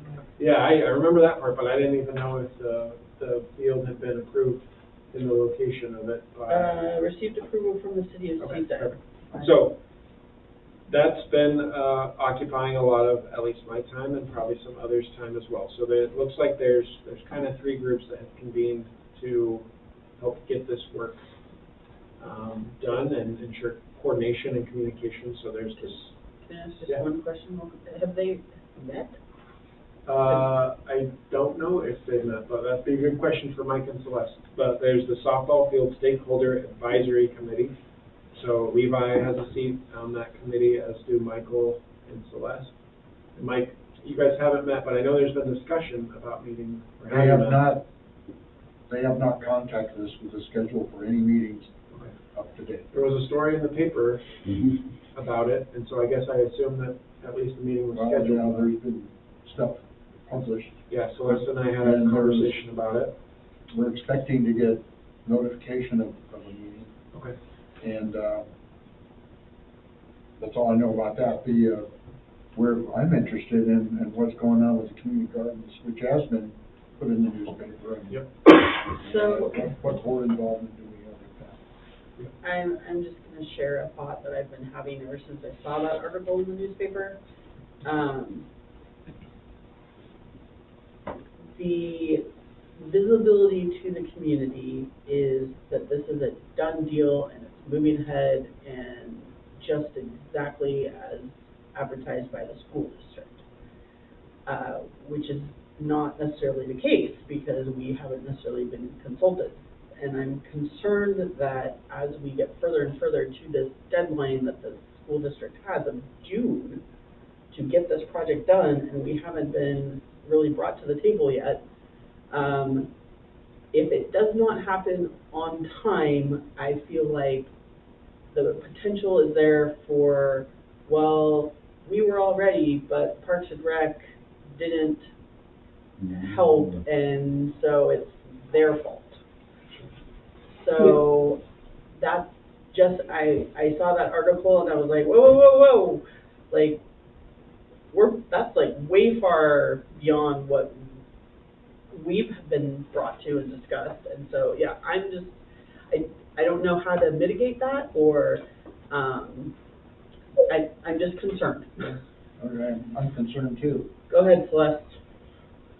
Catherine, I would like to submit, and we can't necessarily send it to the whole board for review, I don't think, but I share the same concerns that sort of the cart has been put before the horse, and that things are moving along, and I do have some fears about whether or not the committee that Mike and I are supposedly invited to and waiting for an invitation on, whether or not that committee will sort of be too little too late and not able to actually play a negotiating role. So what I'd like to do is draft, with maybe review from you and Skylar, but just draft a letter to that effect and stating our position that that it is important for the board to protect our assets, and that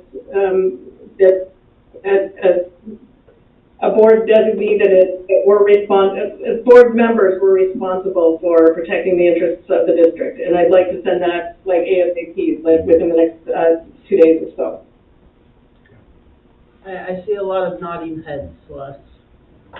Okay. Yeah, we're supportive too, Celeste, and I don't want to put myself at odds with what you're saying. I'm in a spot of trying to balance the relationships with our partners on the field and represent the interests of the district. And I have brought up these same concerns before. I know we wrote a letter of support that was, But in that seems like letter, a year ago now. we said we had questions, Sure. and none It's of not those a letter of questions have been, authorization. right, none of those I questions agree. have been answered, So- so. Celeste and I had a good conversation about this a few days ago, and I think this letter that, we kind of talked about and that she's gonna draft would be a really great step. I also think, I'm hoping that this committee actually starts meeting, and between Michael and Celeste and Levi, that our interests can be spoken for. That part of the project, the work, I'm not sure if it's going to include the community gardens, the moving of the facility, the locker rooms, or if it's just gonna concern the actual softball field. It's really kind of unclear to me. But there is two other groups that, we're involving ourselves with. There's a stakeholder and design team, and that group met,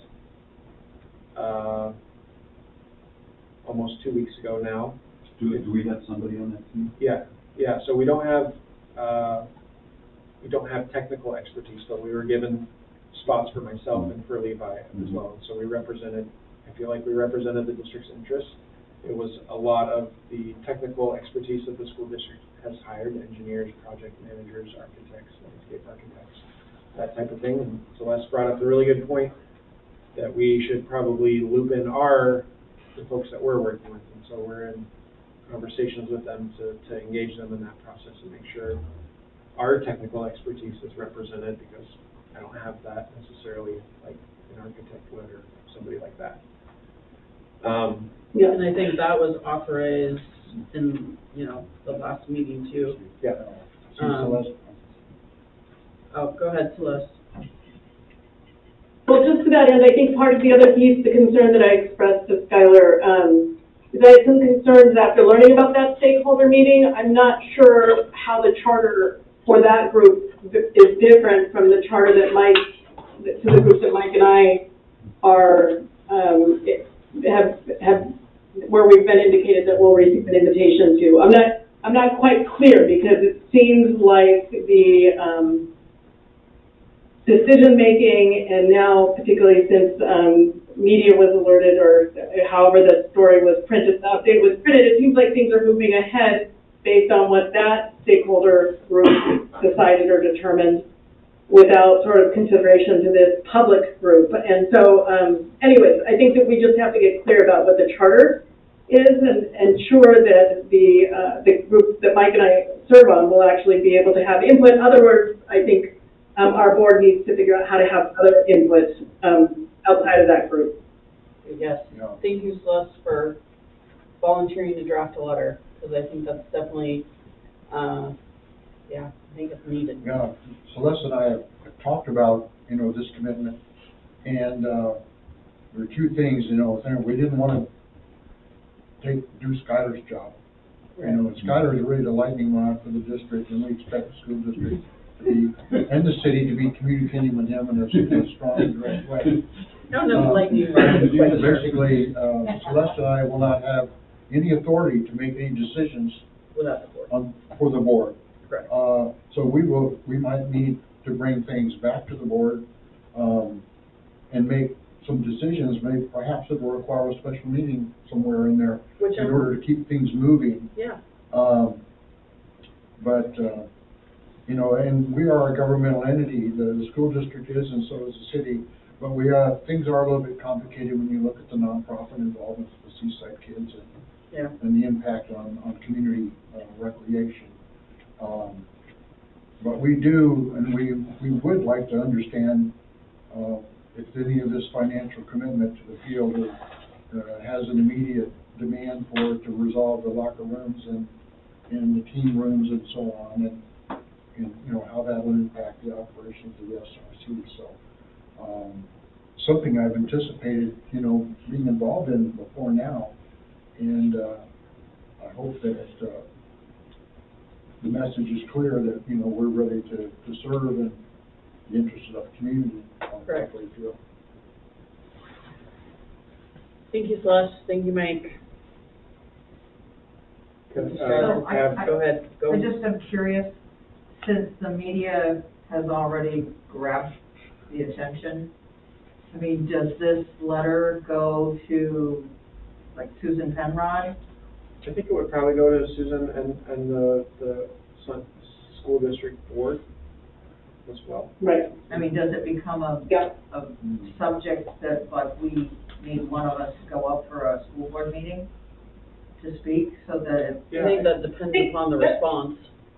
okay. Yeah, and I think that's not a bad idea to offer that up and to make, Mike and I available, for that. And if I can volunteer you, Mike, I think that might not be a bad idea, to ensure that that line of communication, but there isn't a reason not to have that line of communication open between our leadership and their leadership. I think that's not a bad idea to offer it up. I don't think we can guarantee it, but to offer it up. And I think part of the reason it's important to press this is I do think this is our window of opportunity to negotiate. And I think we lose leverage once the ball is rolling and once the decisions are made, right? So we want to there's some of these things that are hard to discuss. Things like ongoing maintenance, things like ongoing programmatic staffing and scheduling for field space and facilities. And you just want to get those cleaned up prior to the big project being done, or else we lose sort of our window to negotiate. And again, we want to kind of squeeze in there before it slows things up, and then we get the blame for holding the project up. And I think it's important for the city and the school district to acknowledge that the encroachment on the community gardens is really an encroachment on property that we own, quote unquote. We had a memorandum of understanding about what used to be Wally World and that property we developed in the community gardens. Even though the city gave that to us, although it was not partitioned and deeded to us, we have really unconditional use of that community garden area. And the city now is assuming that they own the land, but really the land was committed to us with a memorandum of understanding when we sold the Able House to the city to make way for the library. So I think there just needs to be some acknowledgement and understanding that we can't be pushed out of the gardens without some reciprocal, type of agreement and an understanding of what our costs are, and what we're giving up. Yeah, I agree, Mike, and this is where you bring so much value, in lots of ways, but this is a particular way that I think you carry so much of that history and information about how things came to be that I find really, really valuable. I also think it's important for us to, I think it's tough in these situations. Skylar and I had a discussion at one time, while some of this might be a frustrating process, or you might want to say, hey, wait a minute, what's going on here? On the other hand, this also presents a tremendous opportunity, I think, for the district. The idea that we would have a campus that includes both the softball and base. I think there's some really great opportunities here. So I don't want to make an assumption that having to come up with an alternate solution necessarily means it's a bad deal for the district, right? So I think going into this and being able to be objective and being able to understand the history is an important thing so that we can get to a solution that serves the whole community well. Correct. Yeah. Okay, Skylar, you had more? Oh, just that, there's so much to this project. It's a very intense, there's this project team that met, there's kind of two separate projects, and there was a long discussion about who holds the rights, I guess, or who holds the ownership over. The Title IX resolution is obviously the school district's project to do, and that includes moving the facility, building the new softball field, addressing the locker rooms and all of the other improvements associated with those. But then there's also resurfacing the existing turf, which isn't necessarily a part of the Title IX complaint. And so then it's who is responsible, who's the project manager for that part of the project. And so there was a lengthy discussion about, can we fold those two projects together so we have one project manager for this whole project. Well, and they're going to turf the practice field. Yes. Supposedly, it's already supposed to be starting. But. Yes. So that was a big part of the discussion. I think the locker room piece is one that I knew that there was interest in the locker rooms, but I did not know that that was part of the resolution. And so that escalates or really advances that there could be significant amount of work needed as part of this project in our physical building. I think it's one thing to have the construction outside and to be utilizing a part of our property that we purchased for the softball field or for parking. But now to think about, okay, well, this is actually in our building. This is like next to our gyms, next to, not far from our preschool and spaces like that. And so trying to work hard kind of behind the scenes to ensure that our interests are represented and that the future of the building, what we know now, I guess at least, of what we want those locker rooms to look like or that space or to meet our needs down the road, well, that needs to be met in addition to whatever purpose they might have.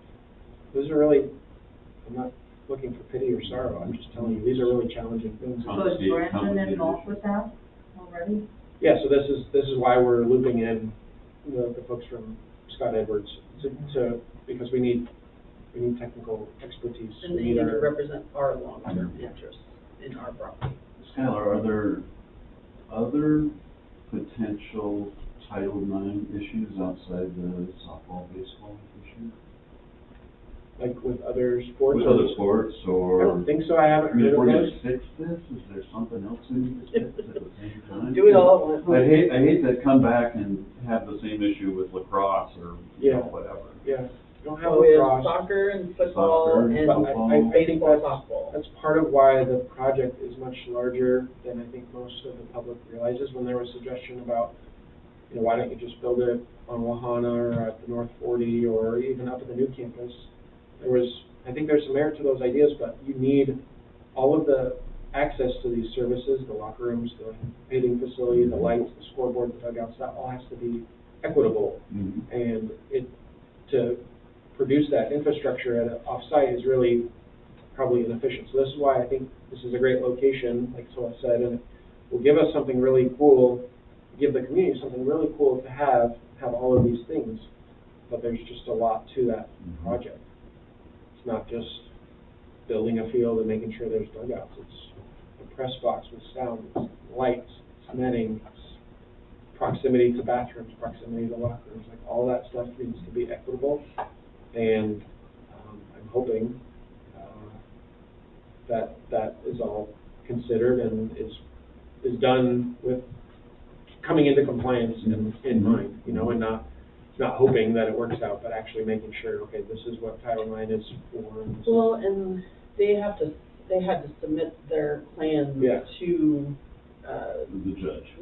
to be approved. and they have. I don't think they've heard back, but I think that will hopefully come. I guess, like I said, it would be a large project on itself, but when you consider, the occupancy and the master plan and, just trying to be a park and recreation agency, there's a lot going on.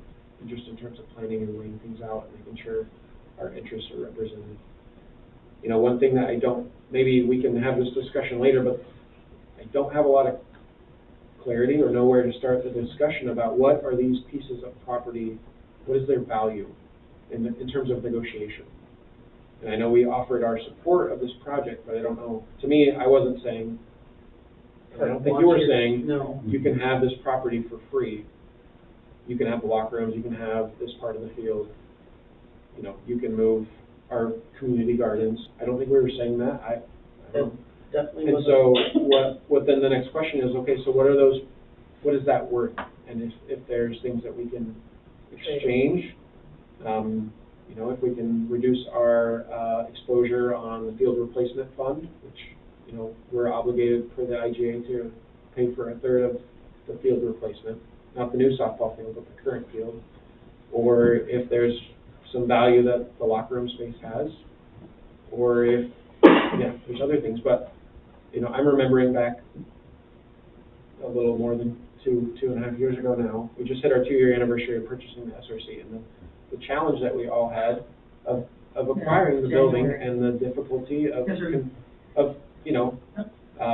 acquiring information about the condition of the building and trying to, I don't want to say persuade, but inform the public of the value of that property. And also, the board, like, it wasn't a done deal for a long time with previous iterations of the board, and maybe even looking at the two of you, because you were around, and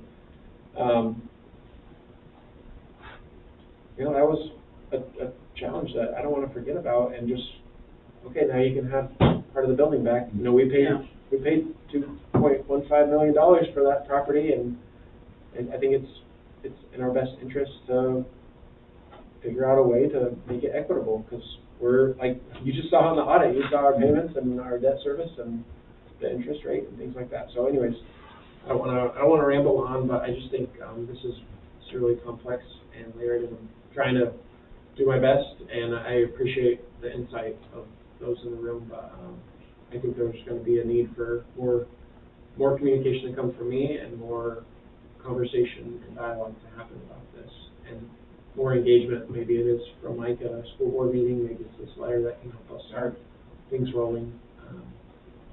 But I do feel like at some point there's going to be a moment of impetus where we do have to put our foot down and say, no, we're not going a step further until we get these questions answered. I think that could be RJ like our isn't next here, right? No. He didn't log on, but he often watches our meetings after they're on YouTube, they're archived. Because I mean, people have it to watch. just seems like there should be a conversation with us about, in presenting this, about the school wanting to move forward. Oh, there's another side here. Let's keep the public informed. Seems like that's missing. Go ahead. And I think this extends beyond just the value of the asset that we're providing use of. To me, it also extends to sort of a risk management kind of piece. For instance, if a football player slips in the hallway to get to the bathroom, like, now whose liability is that? Are we staffing that when it's an evening game, and whose liability is it if something gets left open and the other team comes in and victimizes something? I think there's risk management concerns, there's staffing and scheduling concerns. I mean, there's supplies. I just replacing TP for more use. I mean, there's just all the different things that go into this that I think we have to take into consideration. And before we get there is the time to hammer that out. I also think there is the value of the land, the value of the asset, and that it then means we can't use the asset or that portion of the property or whatever for something else. And I think we have to consider that piece and whether or not it serves our purpose. I tend to think, I'm going in optimistically, I like the idea that the softball and baseball, that we have a complex of these fields in one place, so I'm optimistic that does work for the district, but I do think we need the questions answered.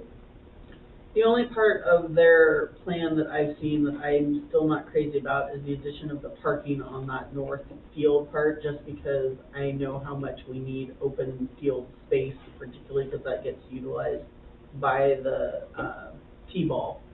I mean, there's so few places for them to practice, and so the thought of, like, just adding more parking, which I guess, I don't know if that's a requirement or... I'm sure that it is, because you have Were they to have... talking about paving versus grass? Yeah, so that whole Like they have to field, pave it? yes, would be parking. There's not much room for T-ball there, but the softball field I can be mean, we used for played- T-ball too. Yeah. We played T-ball there this fall, or this last spring. It's good, Cartwright Park used for Yeah. football too. I know, but we didn't have enough, there's not enough field. So that was our practice field and our game field I wasn't aware of for my that. kids. So I just know that,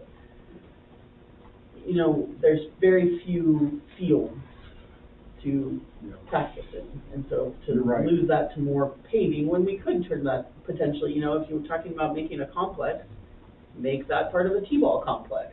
That's the only part of my complaint with their plan. I'm sure glad that you were intuitive enough to tease that out of that article, because I read that article and I thought, oh, there's people at the meeting, there's a plan. I mean, I did exactly the same thing you thought the community would do.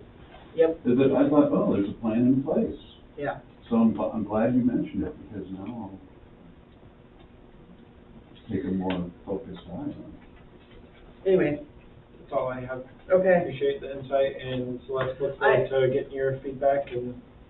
I guess my last thoughts on this would be to kind of to Celeste and Mike, is that if we aren't necessarily feeling like we're being brought to the table, I would say in the next month, because they have a very short deadline to like move this along. Yeah. Then I think we need to kind of escalate it a little bit more, would be, Yep, okay. We're ready. yeah, I think know you are. I know. I think the fact that it was in Celeste the has- newspaper lends, at least, I think that lends to the urgency, makes Yeah. it clear. Oh, yeah, that's for me. So is the next school board Okay. meeting, oh goody, the 14th. Eh, The 14th of February, happy Valentine's Day. No, it should be, is it? 'Cause Isn't it a Tuesday? It's the third Tuesday of the month, so I think it'd be Same as a certain. 21st. Well, no, the CERT meeting is, the reason we switched the CERT meeting was so people could go to the school I board think meeting. it's the 21st. Because the 21st is my CERT meeting.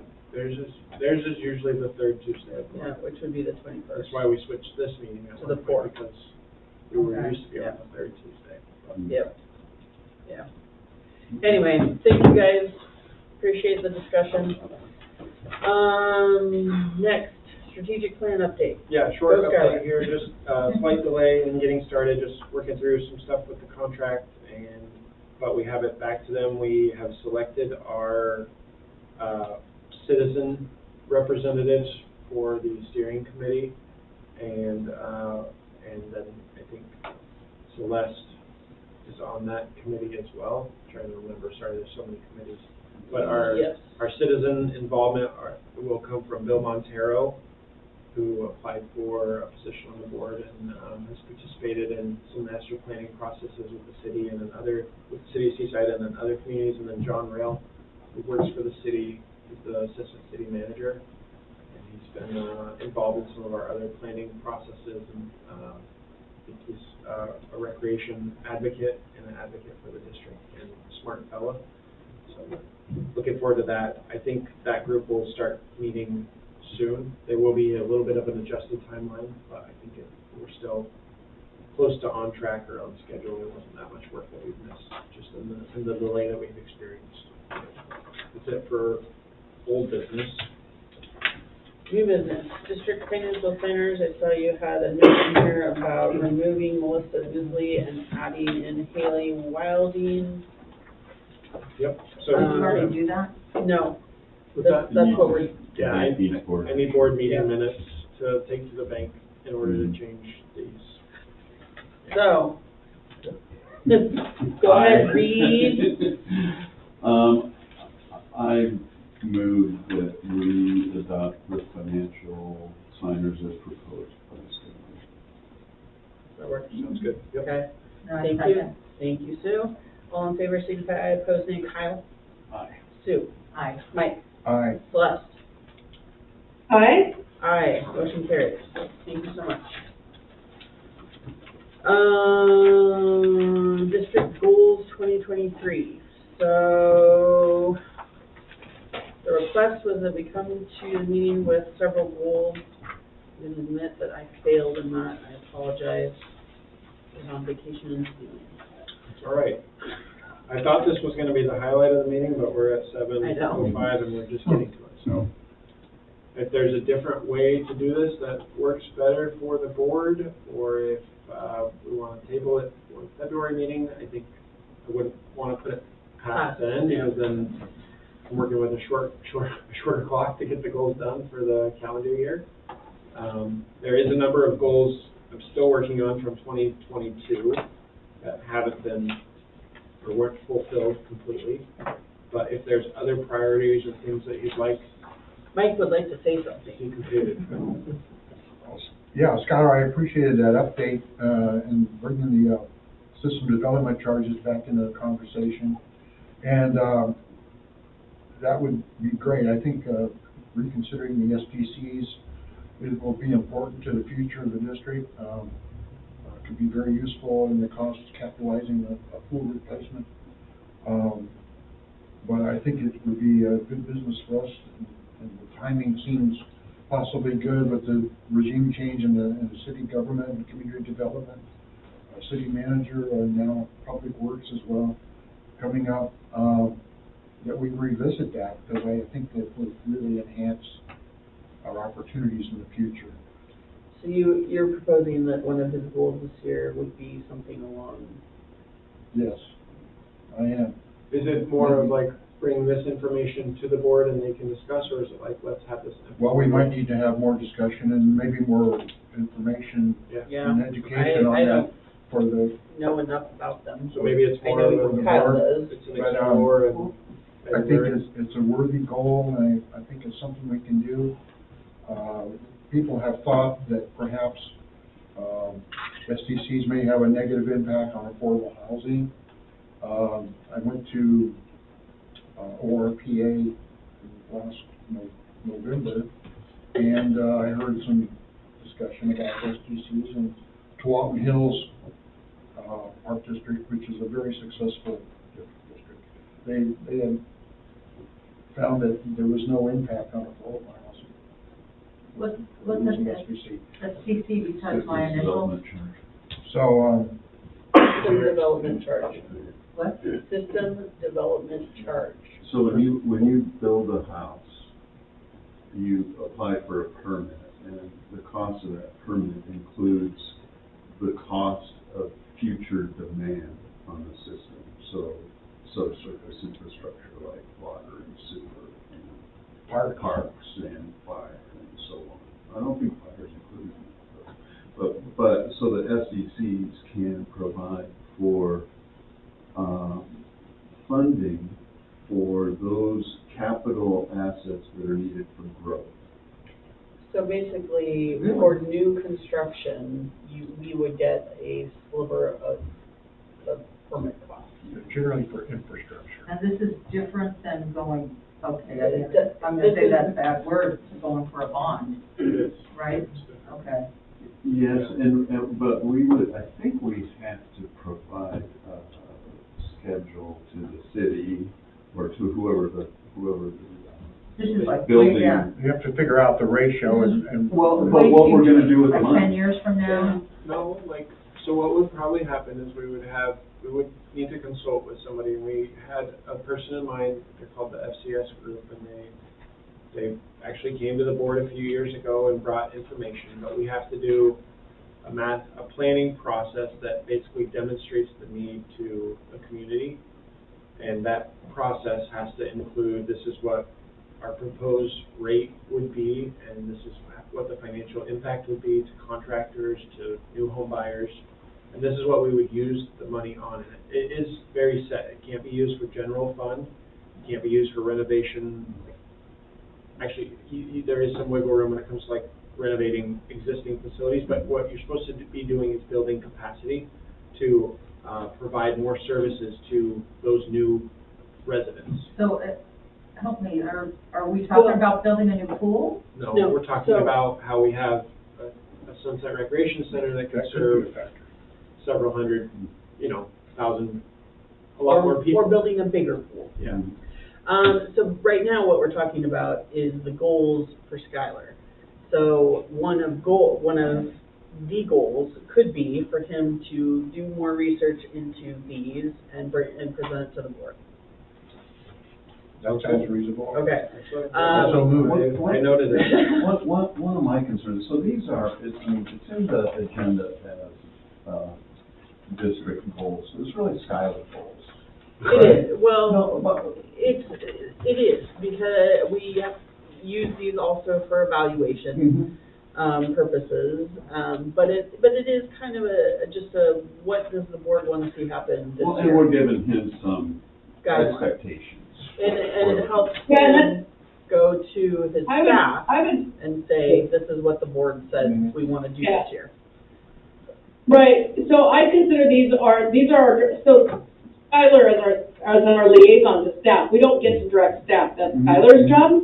And so what we're doing is we're saying, this is what we want to see from staff. So yeah, Skylar wants to do all the goals himself, I suppose that's his prerogative. But I think more than that, what we're saying is this is the work product that is a strategic priority from the board of directors, and it provides some benchmarks, and I think it also helps, I don't know, I don't want to speak for you, Skylar, but I think you've expressed that it actually helps to sort of know if you were on track and moving forward on priorities that the board agreed with. I think it also helps with transparency to the public to know what our goals are for the district, and, you know, our job is to steer the ship, you know, in this direction, point us that way, and this is how we're getting there. Well, and we provide the star to steer by, and Skylar guides the ship, right? Yep. So, and this is the my sense as it relates to this is we don't have a strategic plan yet. Well, you know, the CEO should be driven to accomplish the strategic plan, I think.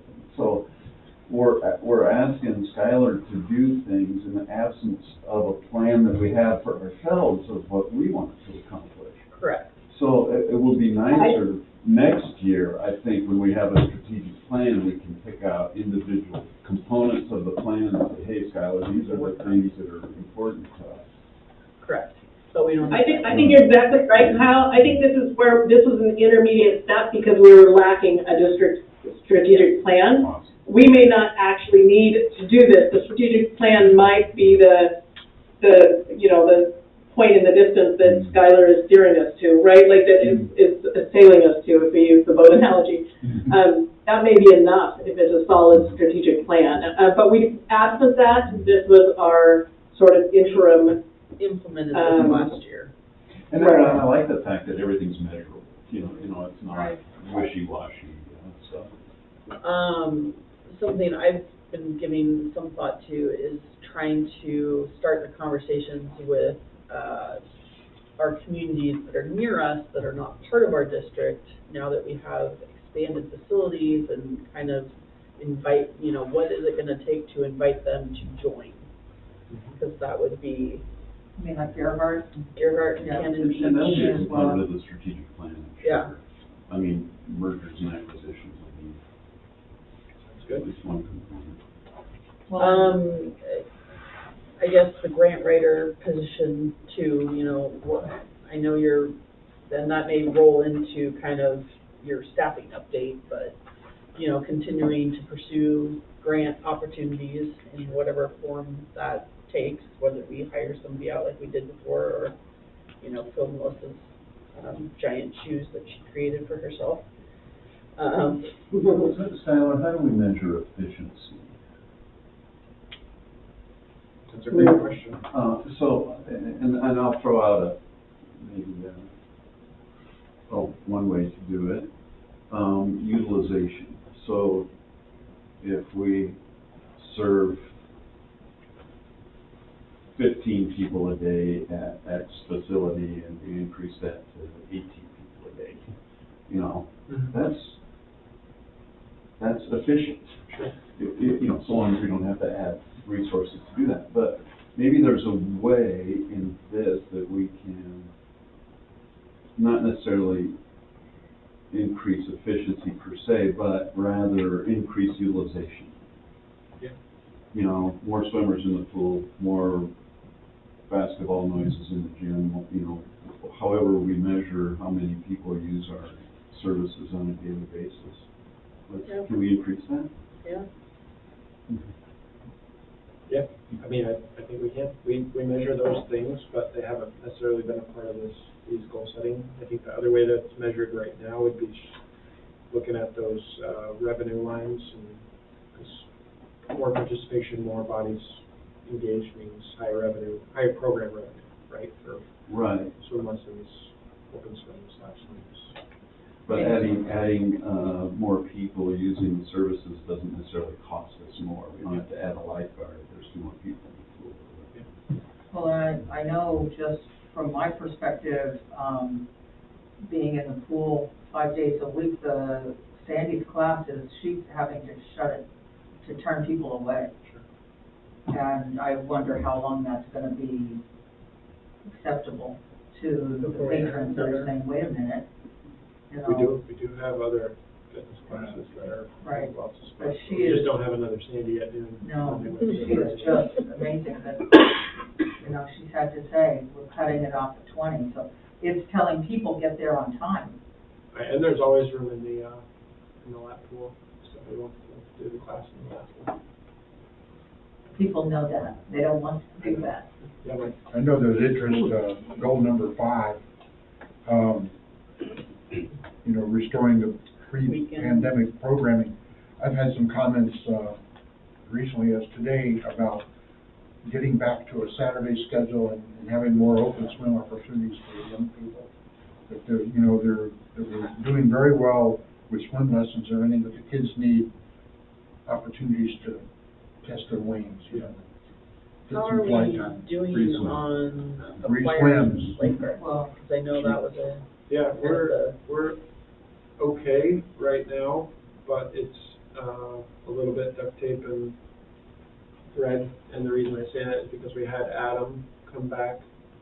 And I don't think we're necessarily expecting Adam to come back. He's been working in the IT department a lot as well. He has lots of experience and skills in there, but he's been lifeguarding a lot. And then we have Isaiah, who's our network admin, works for Darren, who's also been filling in a lot as a lifeguard. So I think once swim team gets done, we'll be in a better spot, which isn't too far away. But yeah, we're still struggling to find meaning lifeguards. those swim teamers will be back as lifeguards because they're, Essentially, okay. yeah. 'cause I know I'm getting people asking, you know, get the pool open on the weekend. For me personally, you know, I just keep quiet, but I'd like to have a class back on Saturday, so I can be in the water 6 days a week. Yeah, I think what we've really, like, and we're advertising, we're putting it out there. We need adults. There's a segment of our population, pool users especially, that probably have the skills, are good enough swimmers, and we need mature people that aren't in school or aren't going to college, because those people, especially retirees or people that are kind of, I don't know, in between retiring and not.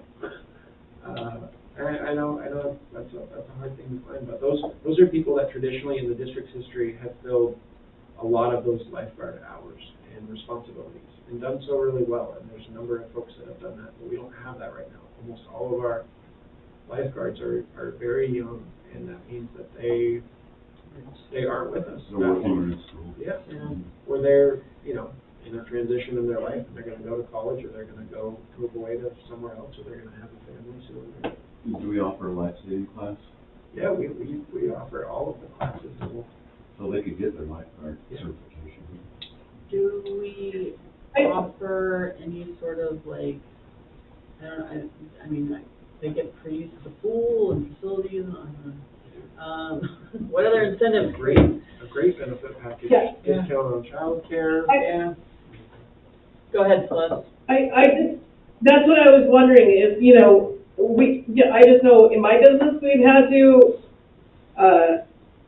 significantly reconsider our compensation packages. And by significantly, I mean increases, up to 20%. And also reconsider benefit packages in order to be, competitive in, recruiting folks. And so I'm just wondering if we've done any kind of scan. Do we know what other pools up and down the coast are doing, and are they experiencing the same kinds of shortages? Like, I'm just curious about what we're doing. I think we know that businesses are short of people, so we're in a highly competitive area, and I'm just wondering if we need to consider how we're attracting people. I know, like, after talking to Adam today, I mean, he's still looking for permanent housing. So I know housing is a huge issue. I don't know if we can kind of like find a way to pool all of our resources so we can get our word out and say, hey, you know, if you know some place or somebody, you know, let us know and we'll fill that, you know, we'll get you somebody for that house. You know, I wonder if, could we have, I mean, we would probably have a pool of part-time lifeguard, pool, so to speak, Right, of part-time yes. lifeguards, and you operate it like Uber, you call the pool and say, hey, I need a lifeguard Tuesday at 3 o'clock or whatever, and somebody responds, or, Lifeguard to go like out yeah. to the river or to the ocean or to a pool, Mhm. a private pool. So Can you do that? You mean like kind of pool or resources with like other park and rec? Well, no, I mean, if I'm a 20-year-old lifeguard and I'm working or maybe in school, whatever, and you ask me to lifeguard, 5 days a week, I may not be able to do that.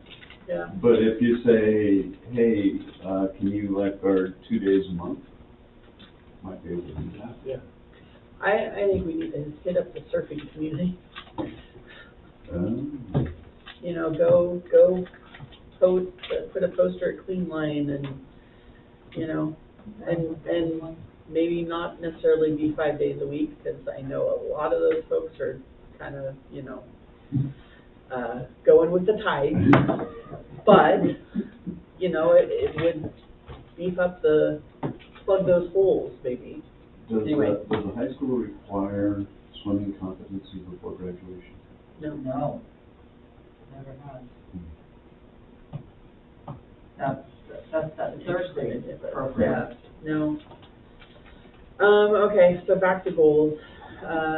Maybe that could be one, try and get us back to Saturday hours, not necessarily, we already got the aquatic teachers in, and swim lessons are doing great, but, open swim opportunities. I'm hearing a lot of people are going down to Red Pool because we don't have the Saturday schedule.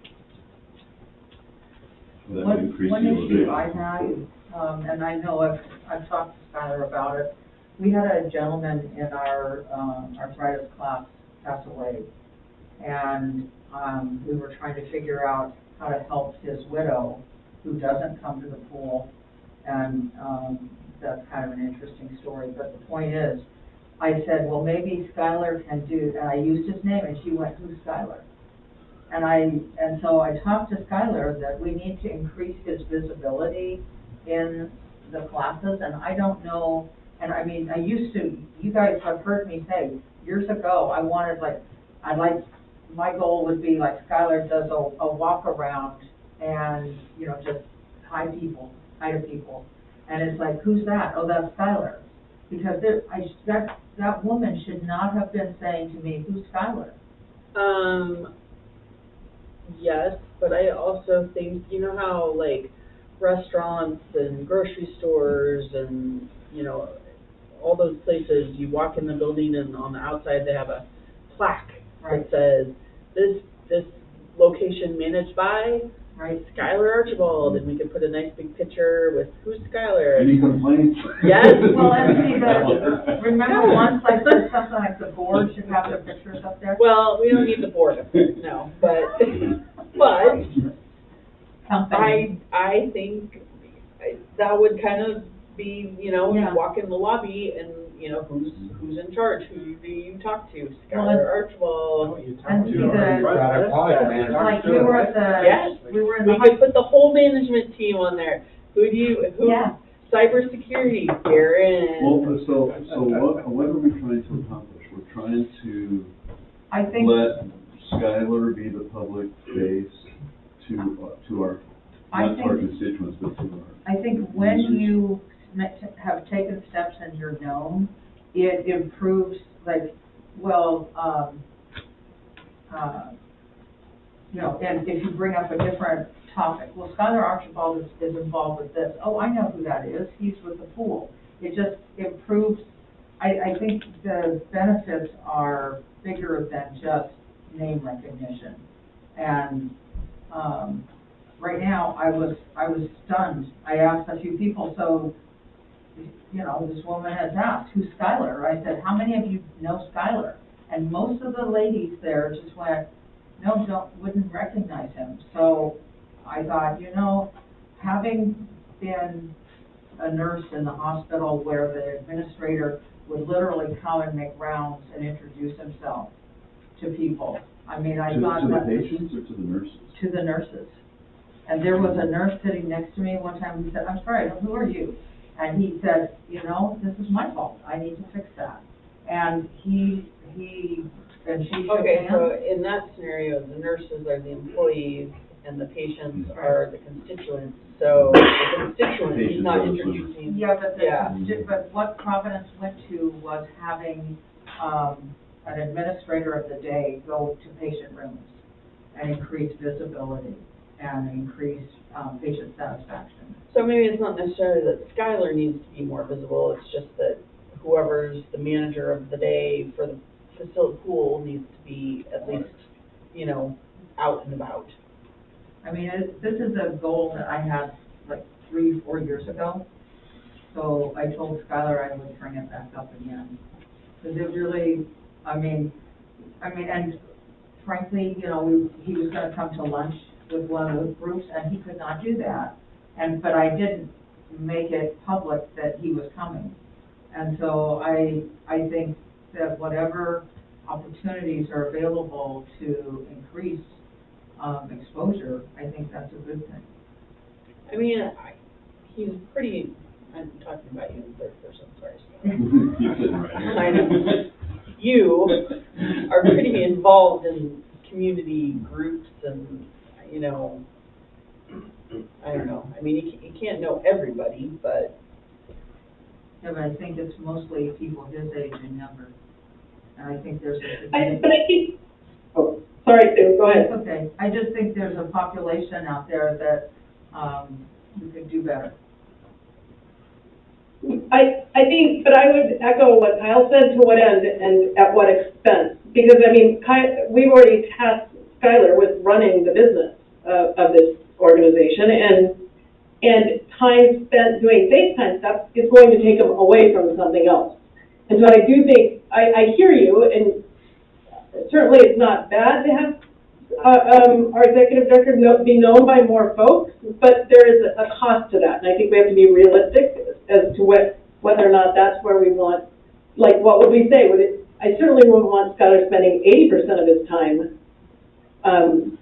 mixing and mingling with our constituents, because that would only leave him 20% time to do the rest of his job. So, like, to what would be an appropriate expenditure of time to be spent on getting to know people? Because, again, there's a cost to that, to get to know all the constituents. That costs something. How about a monthly get to know your executive director breakfast? I don't know, We used to do donuts with the director. We'd have a member of the management team up front. The city does that. It was not well attended. But the city's not doing it at noon with Sandy. People had the interactions as they came in, but what it also became was an opportunity for some of our local people to get in confrontational experiences with the staff in the lobby, and that made it difficult. I think part of the challenge too is what Celeste is talking about. There's constraints on my time and my job, and that's hard. I do walk around, I do try to be engaging, but I can't get everybody unless I sit on, you know, the stand and talk to every patron as they come in. I think that experience has soured a tiny bit because there has been several negative experiences as I walk around where I get, and I'm not talking about, hey, I have an idea or I'd like to see this improved. I'm talking about somebody that says, you don't know how to do your job, you're lazy, or you're doing a bad job running the district, that kind of thing. And that happens not just to me, but to other staff. And those are really hard experiences to have out in front of the public, where you are, do I defend myself? Do I get in a shouting match with this person? Do I say thank you for your feedback and move on? That's hard too, right? So I wish I had. I've never seen you walk I've seen you walk in the back area. Yeah. But I've never seen you walk. As a general rule, when there's a group fitness class going on, I try not to be an intrusion to that class, because I want them to have their opportunity And I know there's some instructors that don't really like the disruption of my presence. Not that I'm like that important or anything. The other thing, and I think this is more just leadership style, we can have further discussion about this, but my style is such that I entrust the greeting of patrons, the getting to know patrons, to other staff. And I will do some of that, and I'm accessible to those folks that have concerns, but I don't necessarily feel the need to have a one-on-one relationship with everybody that uses the pool. Because I have Holly, great front desk staff, and I have Jackson, an awesome lifeguard, to develop some of those relationships. And those are really within their job duties and their job description. And but there's a blend or a balance of administrative functions and doing my other duties in the office or meeting with other folks and that. And so maybe that balance is just a little off, and I can adjust that balance maybe, and maybe that's all it would take to meet kind of what you're speaking to, but also be able to get the other stuff that I need to get done. Does that sound okay? I mean, I just, I was really disappointed that she didn't know who you were. And they've been at the school for all the years I've been here. You also said that when you were introducing her that she doesn't come to the pool, so I don't know how I would get to know her. No, but Ray did, she said that, I'm sorry, that he didn't know. We don't know. Anyway. So why is that? Can I ask you why, I hear you, and so, but I am curious, like, why is that important to you? I think to me, when I mean, I don't know who owns, you know, a lot of the businesses that I frequent in town, and that isn't necessarily my measure of how good the business is. So, like, I'm just curious as to why that is important. I think when you, I think when there's name familiarity, then you have more, you foster a better attitude toward the facility and the people that work there, that rather than, well, I don't know who that is. I don't know who runs the show. I think it was, I never heard of an administrator making rounds and then all of a sudden this guy was doing it in Seaside. They used to do it when I worked in Yakima, but the guy did it here, and it meant that, and he would say things like, you know, my door's open, if you've got a concern, you know, I just want you to know that I'm here and I care, and it was a positive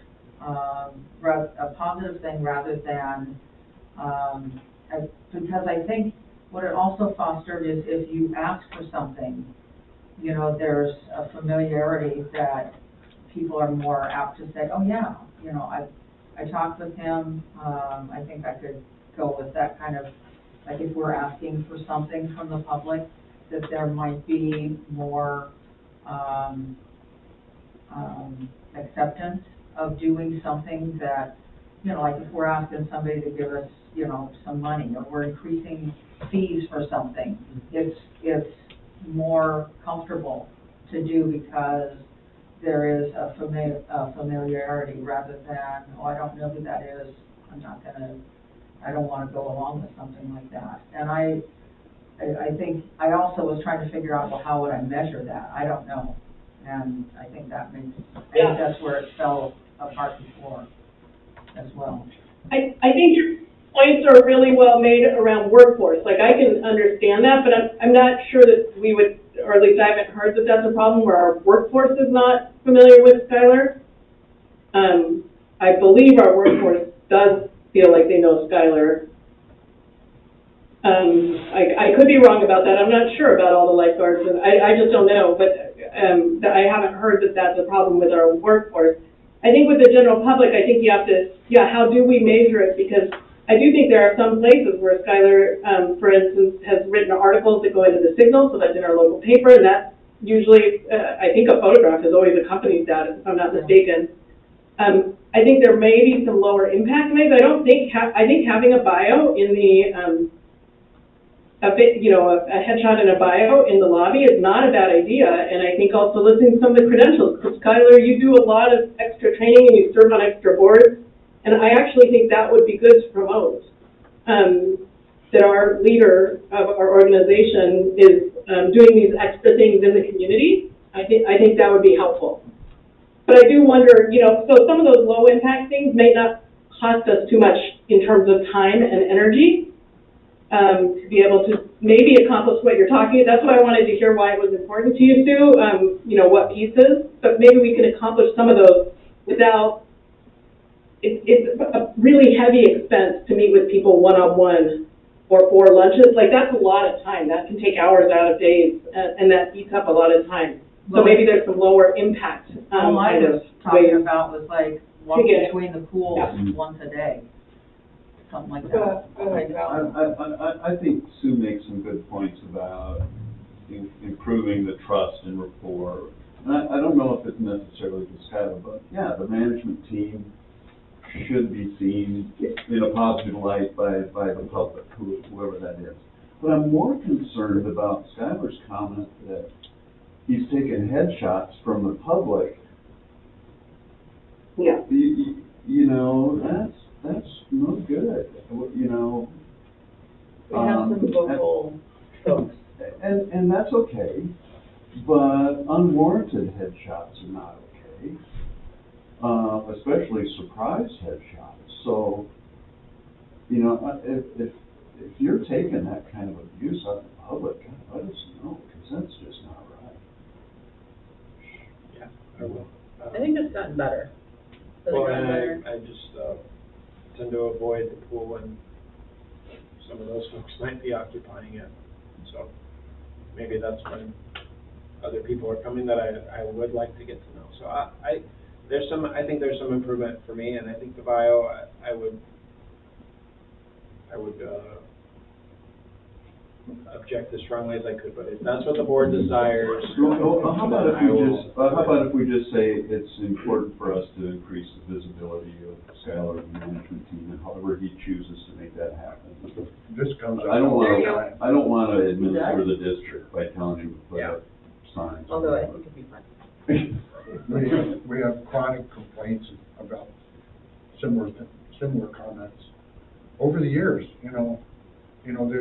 There are people in our community who will show up frequently, yearly, monthly, to vent complaints that, quite honestly, sometimes there's no basis for it.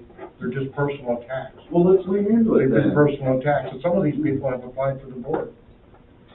So, They've said some vicious things. I've given those headshots. okay, trying to keep us back on track because we're Yes, ma'am. approaching the 8 o'clock hour here. I don't know about you, but I'm getting tired. Do we have any other very clear thoughts on goals for Skylar that we want to share right now, or do we maybe want to consider this a little more and bring it back up next and kind of approve them next time? What's the timeline on the strategic plan? So the original timeline was to have it completed by June 30th. I think we might be a little bit behind that just because we haven't really in earnest kicked off, but I think we're still summer Okay. would be I realistic. think some more information about the SDCs, that Skylar could share with the board might solidify that as a goal, amongst the rest. You mean that 268-page document wasn't enough for you? Okay, My ears so were bleeding by the time. let's, as a board, did you write down the ones that we've talked about so far? Yeah. Could you share those with us? And then let's kind of bring that back to the board. If you have thoughts, ideas, suggestions, let's put that back on the agenda for next month. Okay. Okay, thank you. Moving on. The March board meeting was going to fall right in smack dab in the middle of spring break. Which is, Supposed to be March 28th. Yeah, so Skylar had some suggestions. I think the thought I had was to move it to the week before, which would be the third Tuesday. Which is the certainly, It is the And I would meeting. also. I'm out of town. you're out of town on the 21st Yeah. of March, okay. I'm going to the zone. I know. Champagne. I forgot about it. Okay. My granddaughter.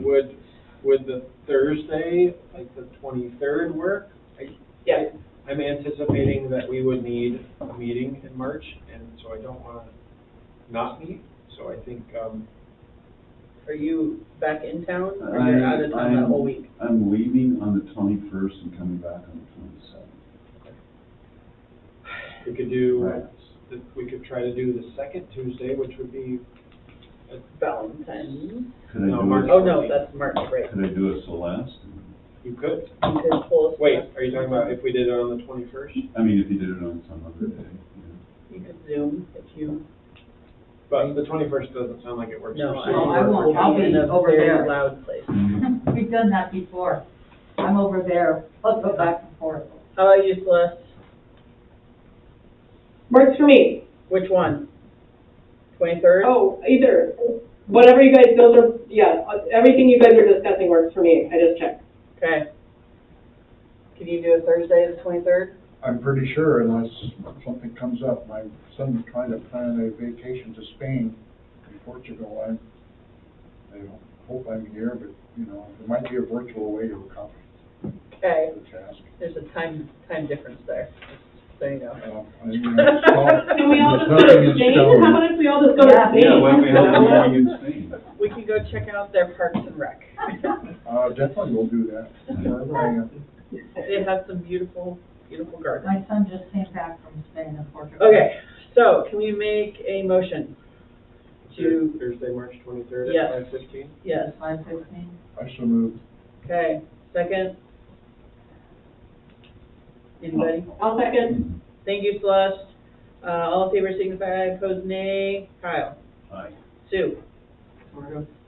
Are you not here I'm doing two things at once, but on Thursday? on Thursday. So I Well, can be here at 5:15. yeah, and honestly, if we're missing one out of 5, you know. Well, to be fair, I'm going to a swimming tournament in Yeah. Texas. So he'll be And zooming. well, no, my granddaughter will be swimming, but No we don't zooming. have a schedule yet. Okay. So Well, I could so we be, can I could be a little late, because Yeah. if she swims the mile, you know, that Okay. time. Mike, Aye. Celeste, Aye. aye, okay, so that'll carry until we have to change it again. Till the February meeting. Yeah. Executive Director report, you have 15 minutes, go. 15? Well, I need 5. Okay, perfect. All right, so the staffing update, as I think I shared, we have decided to move forward with hiring an events and recreation coordinator. So we posted that job on Friday, and we've already gotten a lot of positive engagement and some applicants back on it. This is to fill a portion of the duties that Melissa vacated with her departure, which is still hard for all of us to come to terms with, but we're happy for her. She's doing great. Part of Melissa's duties were obviously planning all the special events. She didn't have any other recreation duties besides that, but events live under our Director of Programs, which is Justin. The other part of Melissa's duties were marketing and grant writing, and those duties live under Darren, so it wasn't going to really work for our current organizational structure to have a position that was to be supervised by 2 people. So with our hopes to expand recreation programs and do more recreation programming in the SRC in the coming time, this seems like the most logical way to proceed.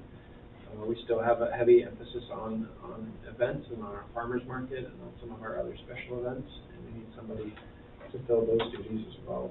So part of this is that we're more comfortable now than we were a couple months ago. We don't have things locked in yet, but we have very promising discussions with some external marketing assistance for the district, as well as hiring, I think, what will be a better solution for grant writing responsibilities. And internally, the district staff, myself included, Darren included, will still work on applying for and administering grants as we move forward.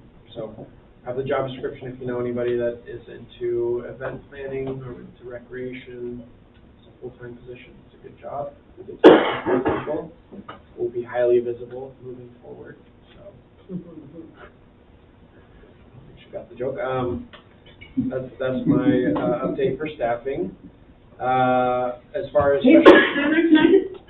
yes, Can I just ask, is that job posting, where is that job posted if we want to share it sure. to folks? It's on our district website. There's a button at the top for employment. It's also on Indeed, and I think at least maybe one other place. I want to say maybe Facebook, but I think I've seen it on Facebook. yeah. But at least our website would be a great place to start. A few other dates coming Okay, up. thank you. Like Kathy mentioned, we have the SEAO conference in a couple of weeks in Sun River. Thankful to Mike, he's going to be attending, and he'll be representing the district at the Park and Rec Caucus meeting. Appreciate it. Is registration still open for that? It is, but I think lodging options are limited, so if you are interested, It's ski season. I've already got a suite with 2 queen beds. And I have extra beds, we can He share. probably a room. doesn't store. Yeah, I know there was also a message about somebody having a suite with 2 rooms oh yeah, that might be up for swapping. yeah. I thought we were supposed to all try to go. I cannot go. That was, I mean, there's a goal that the board has of everybody attending an SBAO provided training once every year. This is one of the options where you could get that training and other workshops and things, but there's other options. There's also, they are going to stream some of the conference. They're not going to stream the caucus meetings, but some of the sessions will be available. They have a really good archive of previous trainings that have been done that are available. So I mean, Sun River is a bad place for me to go. I understand, and you shared that, and so I am not directing the board to go. I'm providing it as an option, and Mike is pursuing it, and that's great. And I'm willing to be a voting delegate Thank to you. this meeting. Yep.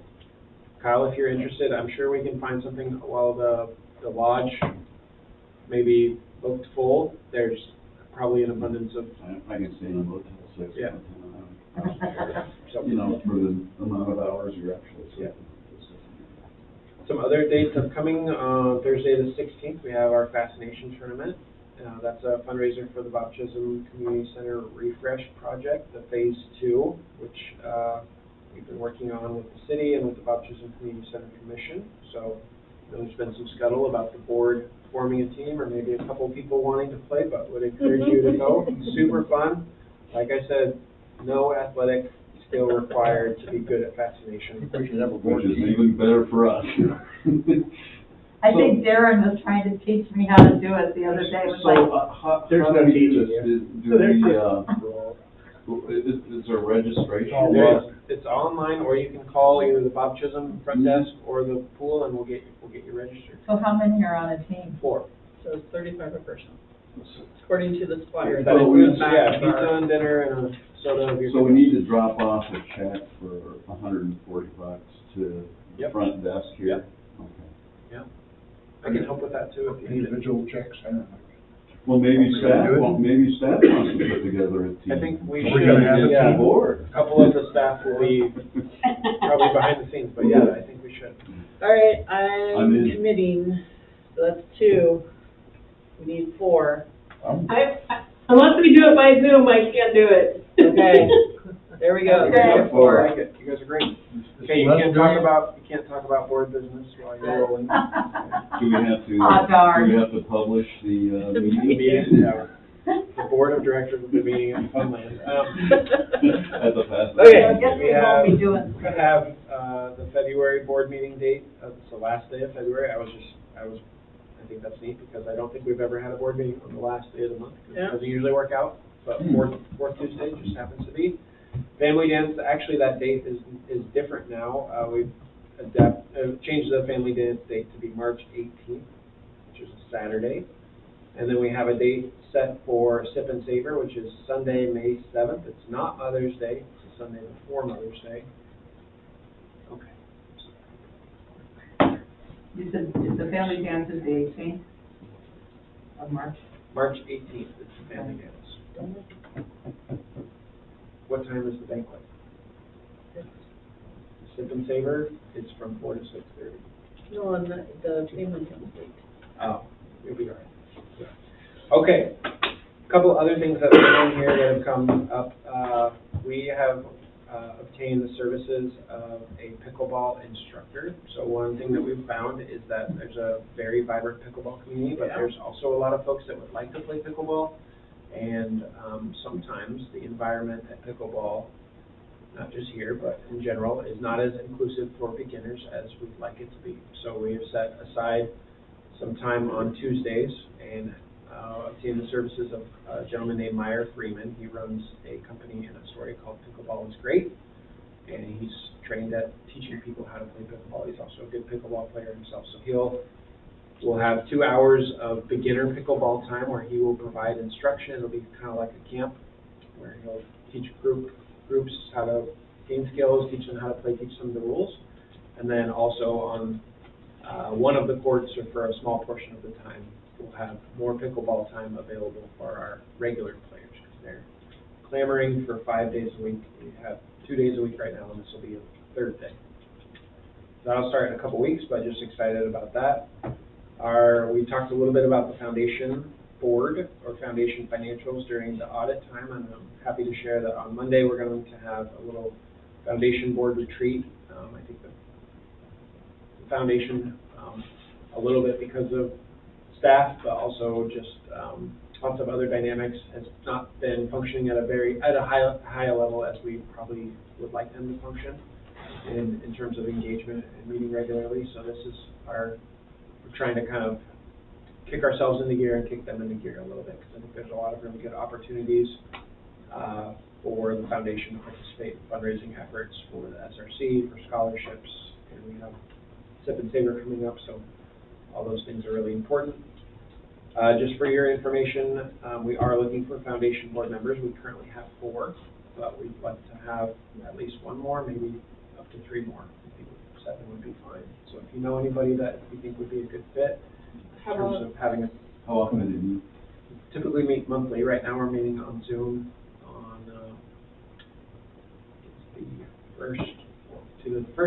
it's the last Friday of the month at noon on Zoom. Are we conflicted out?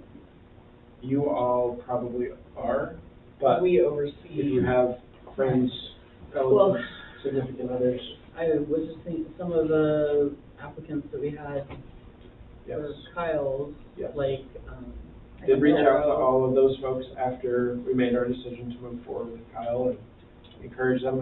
I haven't heard back from any of them about that opportunity, but maybe I will re-engage with those people.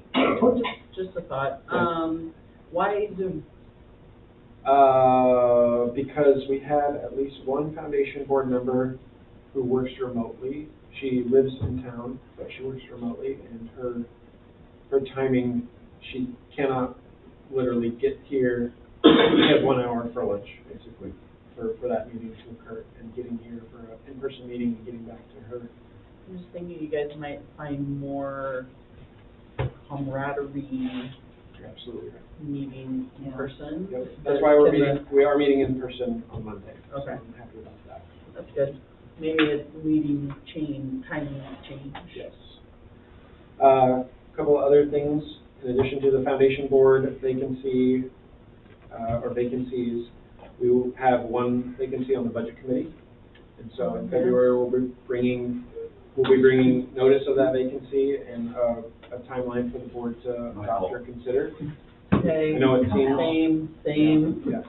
So, that'll need to probably be those committee vacancies. That's why I kind of wanted to lock in the March board meeting date, because that's typically when we would interview for committee members. Yeah. That way we can have that person in place for the April, May meetings, or budget committee meetings. So again, if you have folks that need or want. Normally you start bringing us election stuff too. Are you reading ahead? It's not on there. I know, it's on my list though. Oh. So, yes, this is an election year, and so, elections will be occurring for, I can't remember the districts, but it's Catherine's position, Kyle's position. I think I'm 5. And, the first date that you can post, your intent to run, that's not the right word, but something like that, have it printed off, is February 4th. And you have until March 16th to file. It's way past. Yeah. And then election would happen on May 16th. So, would encourage you to consider if you're going to run and, start getting your things in order. So, an Yeah, option. we need to get that on the corner. And you can't do anything but, you can't do anything until after February 4th. February 4th is the first day to Apply. file. File, there's the word. Okay. I think that's it for me. That was probably longer than 5 minutes, but definitely less than 15. Only by 3. Okay, board comments. Kyle? I have actually a couple of comments, but, first, about 2 weeks ago, we all watched in real time as somebody had cardiac arrest on a football field. Oh, yeah.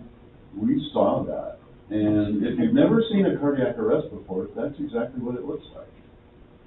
And one of my concerns for a long time, but especially after seeing that, was the presence of automatic defibrillators in our community. And I would like to say there are a lot. I fear there are not very many, but nobody really knows because there's no registry. We don't really know. What we do know is that on that field that day, CPR was started almost immediately, but CPR doesn't save lives. It's electricity that saves lives. The CPR keeps you alive until you can apply electricity. So AED is really important, and Skylar's been good about getting them in all of our recreation facilities.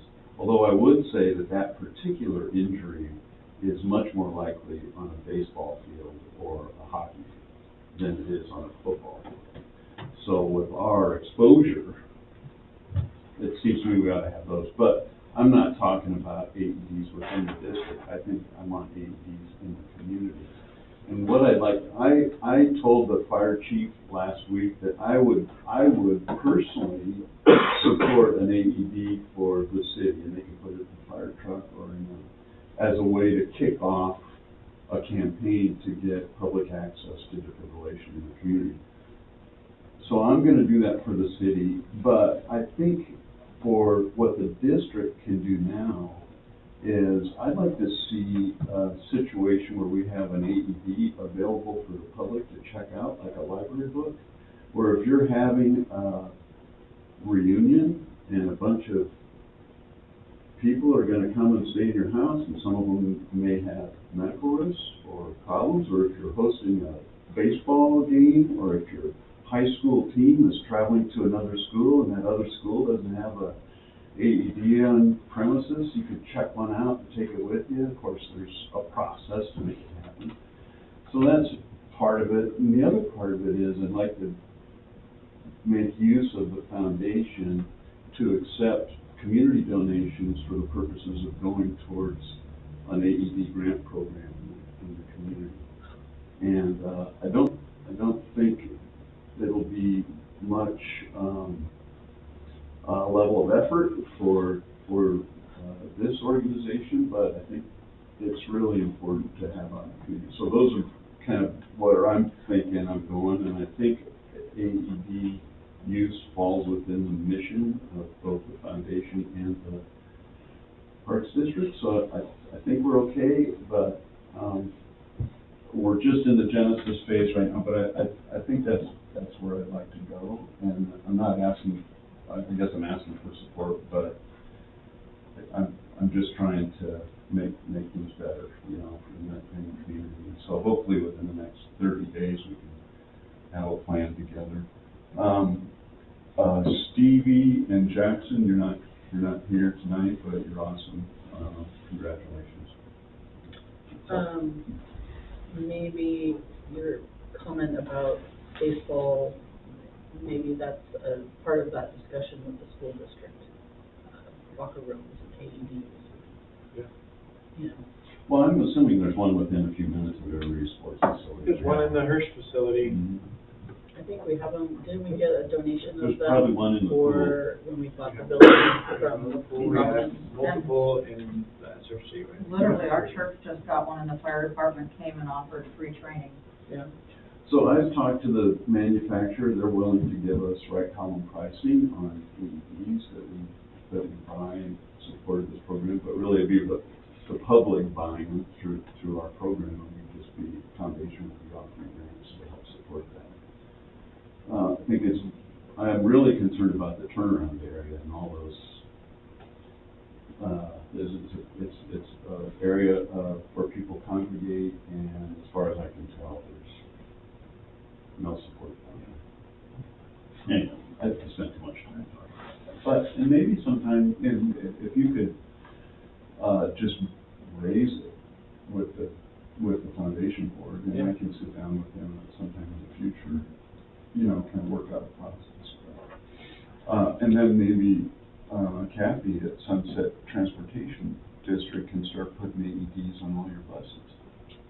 If only there was the funding for that, see, and the so- mechanism for keeping them charged. Well, they don't need to be charged. They come with batteries, and those batteries last for 4 years. And you have to I know replace that them it's something for 4 that's on the radar, it's just not. Good. Well, Yeah. if there is a program and your bosses, executives can look at it and say, oh, well, maybe this is our chance. Maybe we can spread it around. Thank you, Val. Sue, go. I have a couple of things. One, I continue to be grateful for the work that that Sunset Empire Park and Recreation does to offer, various assistance to the community, whether it be daycare or, camaraderie and, in the pool for one lesson, one class or the other, as well as the various functions that are offered through the other facilities like the Bob Chisholm Community Center. As the leader for Seaside CERT, I remain incredibly grateful that this building is available for our group to meet, and we are increasing in numbers, so that's invigorating, and I'm grateful that we remain able to come meet here monthly. And then one of the things that's happened that I brought up to Skylar's attention, I was approached in early January, to move to Chicago. And I wanted to make sure that there was no rumor around, and there's, because I've not said yes, but I've not said no, and there would be no move for several months. But I don't know that I will, but I wanted to make sure that it was on the table that there was, because there's some people saying, oh, I hope you're not going to Chicago. Well, let's have a conversation. Somebody says, Sue's not leaving. Well, Sue might leave, but I don't know. So I just wanted that out here. So I, having been in Chicago for the holidays with my son, I just am so grateful because I couldn't get to a pool. I could not get to a pool at all. And so I missed, 16 days of no, exercise, I said, there's gotta be a pool here. Well, you can go over to the fitness center, and they have a pool. And I said, okay, let's go. Well, you have to be a member. And I'm like, okay, fine. My swimsuit stayed dry. So I'm just so grateful that I live in a community of people that are supportive of the various activities that we have available to us. And like the pickleball, that's a great thing. In fact, I'd like to take advantage of that. And then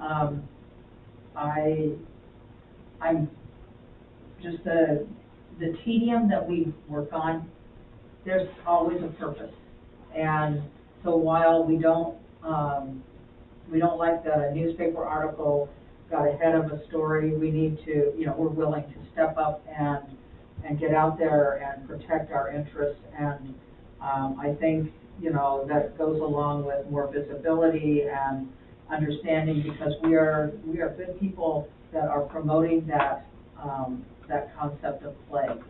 in the community. And so I think it's important that we protect our interests and that people understand, especially as we have an election coming up, that there are people that are out there supporting that concept that, you know, we are going to promote, we are going to protect, and we are going to defend if necessary, but we're going to be looking at trying to help you, the citizens, feel comfortable that you've got a group of people here that are trying to promote play in your environment. And I'm very grateful that I'm part of that team, and I'm glad to be on this board. Thanks, Sue. Mike? Well, thank you. I'm glad you're on this board too, Sue. Thank you. Good comments on the AED. You know, it'd be something to think about when you look at the Broadway field and the softball field development, is the overall safety issues and people having access to, you know, to equipment useful like that. I'm not sure what training. And what happens? I've been trained in CPR, but I've never been trained to use an AED. There's no certification for an AED. You don't have to. You don't have to. It Well, tells you what to do. so the highest, your highest likelihood of survival in cardiac arrest is in the O'Hare Airport, where there's an AED of 30 feet down in the concourse. There were, the survival rate in the O'Hare Airport is about 66%. It's less than 10% everywhere in the country. So, of those 66% that survived, half of them were defibrillated by somebody who had never in their life touched a defibrillator.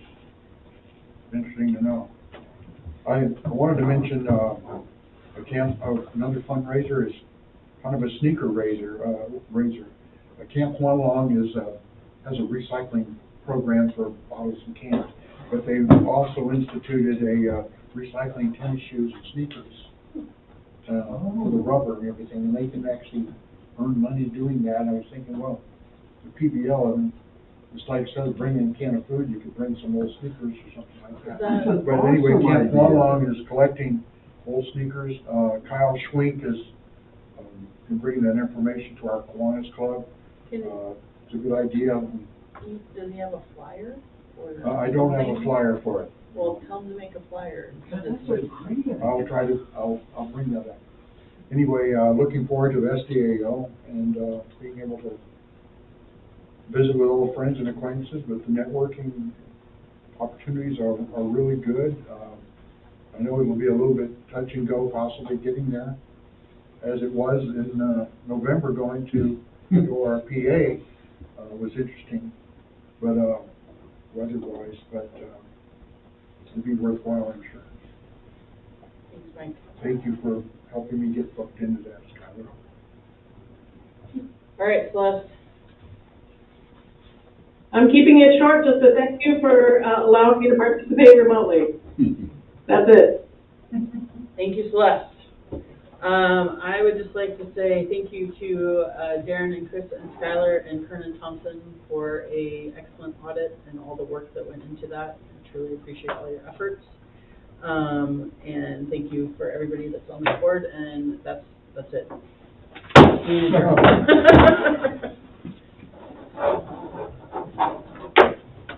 Thank you for hanging out with us. I do have a question for you and Skylar, since you're both here. Bye, Celeste. Happy birthday!